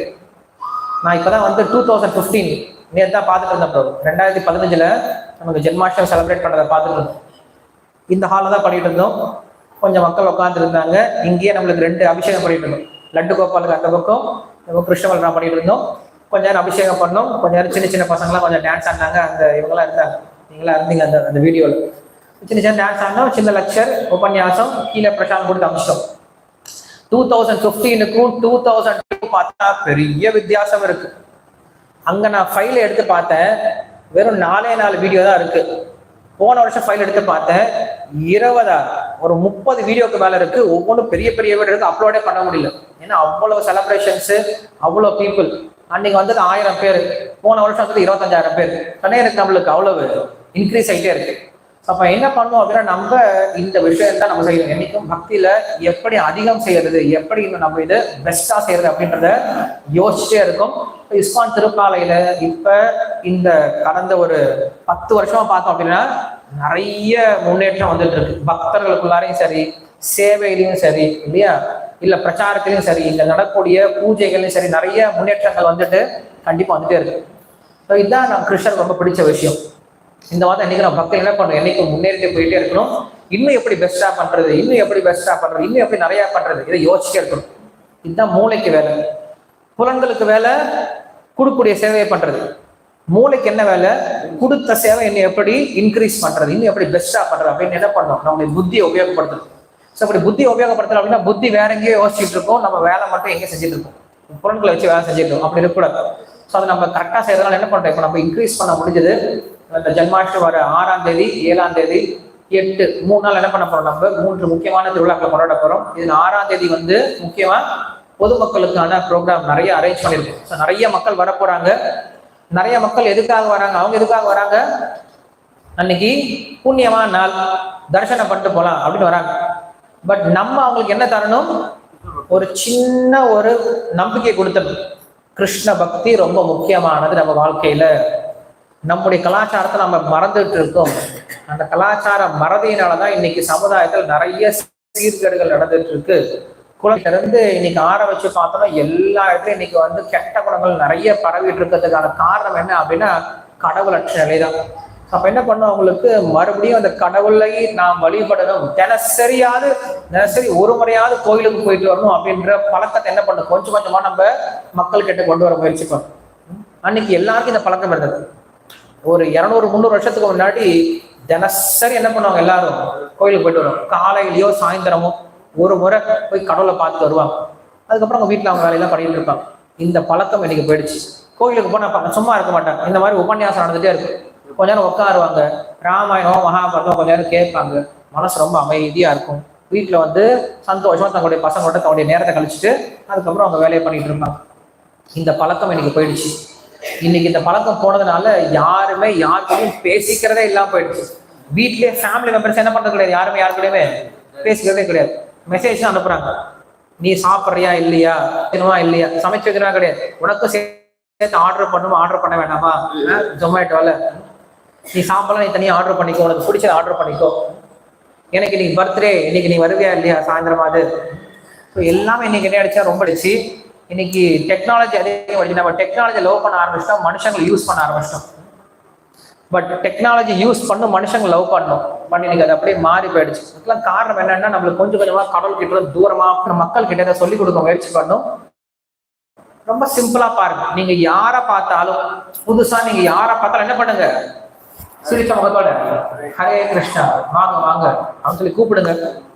கூப்பிட்டு தரிசனம் பண்ணீங்களா, பிரசாதம் சாப்பிட்டீங்களா, 2 வார்த்தை என்ன பண்ணுங்க, கண்டிப்பா கேளுங்க. ரொம்ப சந்தோஷம் அடைஞ்சிருவாங்க. ஒரு கல்யாணத்துக்கு போனா ஃபர்ஸ்ட் அவங்க கேட்குற விஷயம் என்னதான், சாப்பிட்டு போனீங்களா, சாப்பிட்டீங்களா அப்படின்னு ஃபர்ஸ்ட் கேட்பாங்க. அது ஒரு வார்த்தை கேட்டாவே போதும், ரொம்ப சந்தோஷப்படுவாங்க. அது யார் கேட்கணும், பொண்ணு வீட்டுக்காரனோ மாப்பிள்ளை வீட்டுக்காரனோ கேட்கணும். இல்லை அவங்க ரொம்ப அவமானப்பட்டுருவாங்க. நான் கல்யாணத்துக்கு வந்த ஒருத்தனை கவனிச்சிக்கவே இல்லை, சாப்பிட்டேன்னு கூட ஒரு வார்த்தை கூட கேட்கவே இல்லை, நல்லா சாப்பிட்டுருப்பாரு, ஆனா வார்த்தை கேட்கலன்ற ஒரு குறை வேற இருக்கும், நீ யாருமே கேட்கவே இல்லை மதிக்கவே இல்லை அப்படின்னு சொல்லிட்டு. அது போல என்ன பண்ணுவாங்கன்னா, அன்னைக்கு நிறைய பேர் வருவாங்க, இது கிருஷ்ணனுடைய வீடு, நம்ம எல்லாரும் அவங்களுடைய சேவகர்கள். அப்ப என்ன பண்ணோம், கிருஷ்ணர் வரும், கிருஷ்ணனுடைய உறவினர்கள்லாம் வரும்போது நம்ம என்ன பண்ணணும், கெஸ்ட்லாம் வரும்போது நம்ம அவங்கள கவனிச்சுக்கணும். அதுக்கு என்ன பண்ணணும், ஒண்ணும் பண்ணவே இல்லை, எல்லாம் ஏற்கனவே பண்ணி வச்சிட்டோம், நீங்க வரவேற்கா போதும். ஹரே கிருஷ்ணா அப்படின்னு சிரிச்சவங்களோட வரவேறுங்க, தரிசனம் பண்ணுங்க சொல்லுங்க, பிரசாதம் சாப்பிடுங்க, மந்திரம் என்ன பண்ணுங்க, இந்த மந்திரத்தை தொடர்ந்து சொல்லுங்க. வார வாரம் கோயிலுக்கு வாங்க, இந்த ஒரு நாள் மட்டும் கிடையாது, வார வாரம் இந்த நிகழ்ச்சி நடந்துட்டு இருக்கு, கோயிலுக்கு வார வாரம் வர முயற்சி பண்ணுங்க. கொஞ்சம் நல்லா பேசுனாங்க என்ன பண்ணுங்க, அவங்க கிட்ட கான்டாக்ட் நம்பர் கூட வாங்க வச்சுக்கோங்க. அவங்க என்ன பண்ணுங்க, மறுபடியும் அடுத்த வாரம் வர சொல்லுங்க. ஸோ இது போல இந்த ஜென்மாஷ்டமி, இந்த போல திருவிழாக்கள் நம்மளுக்கு ஒரு வாய்ப்பு, மக்களை அதாவது ஆத்மாக்களை அட்ராக்ட் பண்றதுக்கு. பகவானே அதுக்குதான் இந்த உலகத்துக்கு வர. பகவான் இந்த உலகத்துக்கு வரதுக்கான மிக முக்கியமான நோக்கமே இந்த உலகத்தில் இருக்கக்கூடிய ஆத்மாக்களை எப்படியாவது தன்பால் ஈர்த்து அவங்களுக்கு பக்தியை கொடுத்து மோட்சம் கொண்டு போகணும் அப்படின்றதுதான். ஸோ அதை அந்த விஷயத்த என்ன பண்ணணும், நம்ம இப்போ செஞ்சோம். ஜென்மாஷ்டமி அன்னைக்கு மக்கள் நிறைய பேர் வருவாங்க, அவங்களுக்கு என்ன பண்ணணும், கிருஷ்ண பக்தியை கொடுத்து, நமக்கு அவங்க கிட்ட இருந்து வேற எதுவும் தேவையில்லை, அவங்களை எப்படியாவது கிருஷ்ண பக்தியில் ஈடுபடுத்தினா போதும், வேற எந்த எதிர்பார்க்கும் நம்மளுக்கு கிடையாது. மக்களும் சந்தோஷமா இருக்கணும் அப்படின்னு அவங்களுக்கு கண்டிப்பா பக்தி அப்படின்ற விஷயம் தேவை. ஸோ அதுக்கு தான் இந்த ஜென்மாஷ்டமி அப்படின்ற திருவிழாவை நம்ம கொண்டாடுறோம். இல்லை நம்ம என்ன பண்றது கிடையாது. பொதுவாக மக்கள் எப்படி ஜென்மாஷ்டமி கொண்டாடுவாங்க, சின்ன சின்னதாக பாதம் வைப்பாங்க, பாதம் போட்டு சீடை எல்லாம் வைப்பாங்க. இன்னைக்கு சீடை எல்லாம் செய்யறது கிடையாது, ஆர்டர் பண்ணிடுங்க, ப்ரீ ஆர்டர், சீடை வேணுமா, முறுக்கு வேணுமா, அதிரசம் வேணுமா, கடையில் வாங்கிட்டு வந்து அதை கடவுளுக்கு வச்சுட்டு கடக்குன்னு சாப்பிட்டு இருப்பாங்க. சீடையை சாப்பிட முடியாதவன் நல்லா நசுக்கி அதை சாப்பிட்டுருவாங்க இல்லையா. ஸோ அன்னைக்கு ஏதாவது கொஞ்சம் நேரம் கொஞ்சம் கிருஷ்ணனுடைய பாட்டு கேட்டுட்டு ஜென்மாஷ்டமி முடிஞ்சிருச்சுன்னு சொல்லுவாங்க. அப்படி ஜென்மாஷ்டமி கிடையாது. ஸோ அப்படி பண்றதுனால தான் இன்னைக்கு பசங்களுக்கு ஜென்மாஷ்டமி மேல ஒரு ஈர்ப்பே வர்றது கிடையாது. என்ன பண்றீங்க, திருவிழான்ற பேர்ல ஏதாவது கடையில் ஆர்டர் பண்றீங்க, காலை பதிக்கிறீங்க, ஒரு பூஜை பண்றீங்க, சாப்பிட்றீங்க, இதுக்கு பேர் திருவிழா, இதை நான் கொண்டாட மாட்டேன்னு சொல்லிடுறேன். ஸோ திருவிழா அப்படிங்கிறது இது கிடையாது. ஜென்மாஷ்டமி கொண்டாடுறதுக்கான நோக்கம் வேற நம்ம ஆரம்பத்தில் சொல்லிட்டு இருக்கோம். ஸோ முக்கியமா மக்களை என்ன பண்ணணும், ஏதாவது ஒரு வகையில ஈடுபடுத்தணும், அவங்களை பக்தியில கொண்டு வரணும் அப்படின்றதான் விஷயம். ஸோ அதுதான் என்ன பண்ணணும், இந்த மாதிரி திருவிழாக்களை கொண்டாடணும். அந்த திருவிழாக்களை கொண்டாடுறதுடைய நோக்கமே மக்களை கிருஷ்ண பக்தி ஈடுபடுத்துறதுக்கு. அதுதான் கோயிலே இருக்குன்னு சொல்றது. கோயிலுடைய நோக்கமே என்னதான், மக்களை எப்படியாவது கிருஷ்ண பக்தியில் ஈடுபடுத்துறதுக்கு இந்த மாதிரி நிகழ்ச்சிகளை ஏற்பாடு செய்யறதுதான் கோயில். வழிபாடு பண்றது கோயில் கிடையாது. ஏன்னா இது துவாபரயுகம் கிடையாது. துவாபரயுகம் தான் வழிபாடு பண்றது. இந்த கலியுகத்தோட நோக்கமே என்னதான், நாம சங்கீர்த்தனம். ஸோ கோயில மக்களை வர வைக்கணும், வர வச்சு என்ன பண்ணணும், நிறைய நாம சங்கீர்த்தனை பண்ணணும், நிறைய பஜன் பண்ணணும், நிறைய கீர்த்தனை பண்ணணும், கொஞ்சம் உபன்யாசம் பண்ணிட்டு பிரசாதம் கொடுத்து அம்சம். அதுதான் கோயில் அப்படின்னு சொல்றேன். ஸோ இப்படி இங்க சொல்லி முடிச்சுட்டு அதுக்கப்புறம் தன்னை ஒருவன் எனது பணி உள்ள சேவகனாக கருதி எனது வீடாகிய ஆலயத்தை சுத்தம் செய்ய உதவ வேண்டும். பிறகு தண்ணீரும் கோமியமும் கொண்டு மேலும் சுத்தம் செய்ய வேண்டும். ஆலயத்தை ஈரமின்றி துடைத்த பின் வாசனை நீர் தெளித்து மலர்களால் அலங்கரிக்க வேண்டும். இவ்வாறு எனது தொண்டனை போலவே ஒருவன் செயற்பட வேண்டும். ஸோ கோயிலை எப்படி கிளீன் பண்ணணும் கூட சொல்றாரு கிருஷ்ணர். கோயில் எப்படி கிளீன் பண்ண, ஃபர்ஸ்ட் தண்ணீர் கொஞ்சம் கோமியம் போட்டு கிளீன் பண்ணிட்டு அதுக்கப்புறம் என்ன பண்ணுவா, பன்னீர் போட்டு வாசனை திரவியத்தை போட்டு என்ன பண்ணுவா, கிளீன் பண்ணும் அப்படின்னு சொல்றேன். அதுக்கப்புறம் கோயில் முழுக்க அலங்களால பூக்களால என்ன பண்ணும், அலங்கரிக்கணும் அப்படின்னு சொல்றேன். ஏன்னா அப்பதான் இந்த வீட்டுக்குள்ள வரும்போது அவங்களுக்கு தெரியும் இது இருக்கக்கூடிய வீடு அப்படின்னு சொல்லி தெரிய ஆரம்பிக்கும். ஒரு பக்தன் தனது பக்தி செயல்களை விளம்பரம் செய்யக்கூடாது. இதனால் அவனது சேவை பொய்யான தற்பெருமைக்கு காரணமாகிறது. ஒளி தேவை என்ற காரணத்திற்காக எனக்கு படைக்கப்பட்ட விளக்குகளை வேறு நோக்கங்களுக்காக ஒருபோதும் உபயோகிக்க கூடாது. என்ன சொல்றாரு, கிருஷ்ணருக்கு ஒரு தீபம் காட்டுறோம், அதே தீபத்தை எடுத்துட்டு போயிட்டு நம்ம வேற இடத்துல வச்சு யூஸ் பண்ணக்கூடாது. கிருஷ்ணருக்குன்னா அது கிருஷ்ணருக்கு மட்டும் யூஸ் பண்ணும். இந்த ஜட உலகில் தன்னால் மிகவும் விரும்பப்படுவதையும் தனக்கு மிக பிரியமானதையும் எனக்கே ஒருவன் அர்ப்பணிக்க வேண்டும். இத்தகைய ஒரு அர்ப்பணம் நித்திய வாழ்வுக்கு ஒருவனை தகுதி உடையவன் ஆக்குகிறது. பகவான் என்ன கேட்டாரு, நம்ம கிட்ட என்ன கேட்கிறாரு, உனக்கு என்ன விருப்பமோ, உனக்கு என்ன ரொம்ப பிடிக்குமோ அதை கொடுங்கன்னு சொல்லி கேட்கிறார். நீங்க அவள் தான் பகவானுக்கு அவளை வச்சுட்டு நம்ம இட்லி தோசை வடை பொங்கல் சட்டி சாம்பார் சாப்பிடக்கூடாது. என்ன பண்ணும், நமக்கு என்ன பிடிக்குமோ அதை என்ன பண்ணும், பகவானுக்கு நைவேத்தியப்பட்டு சாப்பிடணும். நாம் எதை வாங்கணும் விருப்பப்படுறோமோ அதை என்ன பண்ண பகவானுக்கு சமர்ப்பணம் பண்ணணும் சொல்லி சொல்றோம். கொடுக்கணும் அப்படின்னா நம்ம கிட்ட இருக்கிறதுலே பெஸ்ட் எக்ஸ்ட்ரான விஷயத்த என்ன பண்ணுவோம் அன்னைக்கு பகவானுக்காக சமர்ப்பணம் பண்ணுவே தவிர என்கிட்ட இது எக்ஸ்ட்ரா இருக்காதுனால பகவானுக்கு கொடுக்குறேன் அப்படின்னு நினைக்கக்கூடாது. என்கிட்ட இருக்க விஷயத்த என்ன பண்ணும் பகவானுக்கு கொடுக்குன்னு சொல்றோம். இப்படி கொடுக்கறதுனால ஒரு என்ன பண்ண முடியுமா, நித்தியமான வாழ்வு இருக்கு, அதாவது மோட்சம் அடைவதற்கு தகுதியானவனா மாறுறான் அப்படின்னு சொல்றாங்க. அதனால இந்த விஷயமானது ஸ்ரீமத் பாகவத்துல உத்தவர் கிருஷ்ணர் சொல்லக்கூடிய உபதேசம், இந்த ஜென்மாஷ்டமி அப்படிங்கிற திருவிழாவை இதை போற்றி என்ன பண்றாரு ஸ்ரீல பிரபுபாதர் இன்னைக்கு இந்த ஜென்மாஷ்டமி இஸ்கான் முழுவதும் என்ன பண்ணிருக்காரு, இதை எஸ்டாப்ளிஷ் பண்ணார், கொண்டாடுன்னு சொல்லியிருக்கார். நிறைய இடத்துல பண்ணுவாங்க. இன்னைக்கு இஸ்கான் பண்ணக்கூடிய ஜென்மாஷ்டமி மாதிரி யாருமே செய்யறது கிடையாது. உலகத்துல இஸ்கான் செய்யக்கூடிய ஜென்மாஷ்டமி ரொம்ப ரொம்ப ஃபேமஸ் ஆனதா இருக்கு. காரணம் என்ன, பக்தர்கள் பக்தியோட கிருஷ்ணருக்காக செய்யறாங்க, எந்தவித எதிர்பார்ப்பும் இல்லாம கிருஷ்ணருக்காக செய்யறாங்க. இன்னைக்கு நிறைய அதிகமாயிட்டே இருக்கு, மக்கள் நிறைய பேர் வந்துட்டு இருக்காங்க, ஜென்மாஷ்டமியை தெரிஞ்சுட்டு இருக்காங்க. ஆனால் நம்முடைய மிக முக்கியமான கடமை கூட சொல்லலாம், என்ன பண்ணுங்க அன்னைக்கு பாடலை வச்சுக்காம அன்னைக்கு ஃபுல் டே என்ன பண்ணுங்க கோயில ஸ்பெண்ட் பண்ணுங்க. வரக்கூடிய மக்களை நல்லபடியா வரவேற்று அவர்கள் அவங்க கிட்ட எங்க சேவை சொல்லிட்டு இருக்க கூடாது. புதுசா வரவங்க நீங்க சேவை பண்ணி உங்களுக்கு சந்தோஷப்படுத்தி அனுப்புனீங்க அப்படின்னா அவங்க என்ன பண்ணுவாங்க, மறுபடியும் திரும்பி வரணும் அப்படின்ற. அதனால யாரையும் அவமரியாதைப்படுத்தாம யாரையும் கொஞ்சம் கூட மனசு நோகாம என்ன பண்ணுங்க அன்னைக்கு நடந்துக்கோங்க. கிருஷ்ணனுடைய சொந்தக்காரங்க வந்தாங்க அப்படின்ற எண்ணத்தோட என்ன பண்ணுங்க வராங்க எல்லா மக்களையும் நல்லபடியா பார்த்துக்கோங்க. இதுதான் ஜென்மாஷ்டமியை நாம் கொண்டாடுவதற்கான முறையாக நமக்கு ஸ்ரீல பிரபுபாதர் சொல்லியிருக்காரு. ஸோ ஜென்மாஷ்டமி அப்படின்னு நமக்கு என்னதான் பிரச்சாரத்துக்கான ஒரு பெரிய வாய்ப்பு தான் ஜென்மாஷ்டமி அப்படிங்கிறது. அதை நம்ம மனசுல வச்சுக்கிட்டு இந்த ஜென்மாஷ்டமி நம்ம எல்லாரும் ரொம்ப சிறப்பாக கொண்டாட முயற்சி பண்ணலாம். எல்லாருக்கும் உங்களுக்கு சர்வீஸ் ஆல்ரெடி பிரிச்சு கொடுத்துருப்பாங்க, கேட்கலாம் இல்லை அப்படின்னு என்ன பண்ணுங்க சர்வீஸை வாங்கிக்கோங்க. ஸோ எல்லாருக்கும் உண்டான ஒரே சர்வீஸ் தான் பிரச்சாரம் தான். நமக்கு மற்ற எல்லா சர்வீஸ் இருக்கலாம், ஆனா எல்லா சர்வீஸோட நோக்கம் என்னதான், மக்களை சந்தோஷப்படுத்தணும் இல்லையா. மக்கள் வரக்கூடிய மக்களுக்கு நல்லபடியா பிரச்சாரம் செஞ்சு கொடுக்கணும், அது கிருஷ்ணருக்கு சந்தோஷம் கொடுக்கும். ஸோ அப்படி நம்ம அன்னைக்கு யோசிக்கக்கூடிய விஷயம், எல்லாரும் பிரச்சாரம் அப்படிங்கிற விஷயத்த மனசுல வச்சுக்கிட்டு வரக்கூடிய மக்களுக்கு கிருஷ்ண பக்தியை கொடுத்து அவர்களுக்கு ஒரு வாய்ப்பை கொடுங்க, கிருஷ்ணரை தெரிஞ்சுக்கிறதுக்கான ஒரு வாய்ப்பை கொடுங்க. அவங்க யாருக்கு தெரியும், அவங்க இப்பதான் முதல் முறையா வந்திருக்கலாம் கோயிலுக்கு. ஸோ அவங்களுக்கு முதல் முறையே நீங்க அவங்க சரியா நடந்துக்கலாம் அப்படின்னா அந்த ஆத்மா என்ன பண்ணும், மறுபடியும் தூரமா போயிடும். கிருஷ்ணன் கிட்ட ரொம்ப தூரமா போயிடுச்சு அப்படின்னா எத்தனை பிறவி எடுக்கணுமோ தெரியல, மறுபடியும் அது கிருஷ்ணன் கிட்ட வருது. ஸோ கிருஷ்ணர் ஒரு வாய்ப்பு கொடுத்து அந்த ஆத்மா அனுப்பிச்சிருக்கார், நீ போயிட்டு வா கோயிலுக்கு போயிருக்கோன்னு அனுப்பிச்சிருப்பார். ஸோ வரக்கூடிய ஆத்மாவை நம்ம சரியா கவனிச்சுக்காம அமைச்சு விட்டுட்டோம் அப்படின்னு நினைச்சுக்கோங்களேன், அந்த பாப்பா நம்மளுக்கு தான் வரும். கிருஷ்ணன் நினைப்பார், என்ன நான் அவனை அமுச்சு விட்டுருக்கேன், மறுபடியும் எத்தனை பிறவி எடுத்து மறுபடியும் வருவானோ தெரியல, நீ ஏன் இப்படி அவனை இப்படி செஞ்சுட்டு அப்படின்னு சொல்லி யோசிச்சு பார்ப்பார். அதனால வரக்கூடிய ஒவ்வொரு ஆத்மாக்களும் நமக்கு ரொம்ப மதிப்பு வாய்ந்தவர்கள், அவங்க எல்லாத்துக்கும் இந்த கிருஷ்ண பக்தி கொடுக்கறதுக்கு முயற்சி பண்ணுங்க. ஸ்ரீ கிருஷ்ண ஜன்மாஷ்டமி மகா மகோத்சவ் கி, ஸ்ரீல பிரபுபாத கி. ஹரே கிருஷ்ணன். கீழே பிரசாந்த்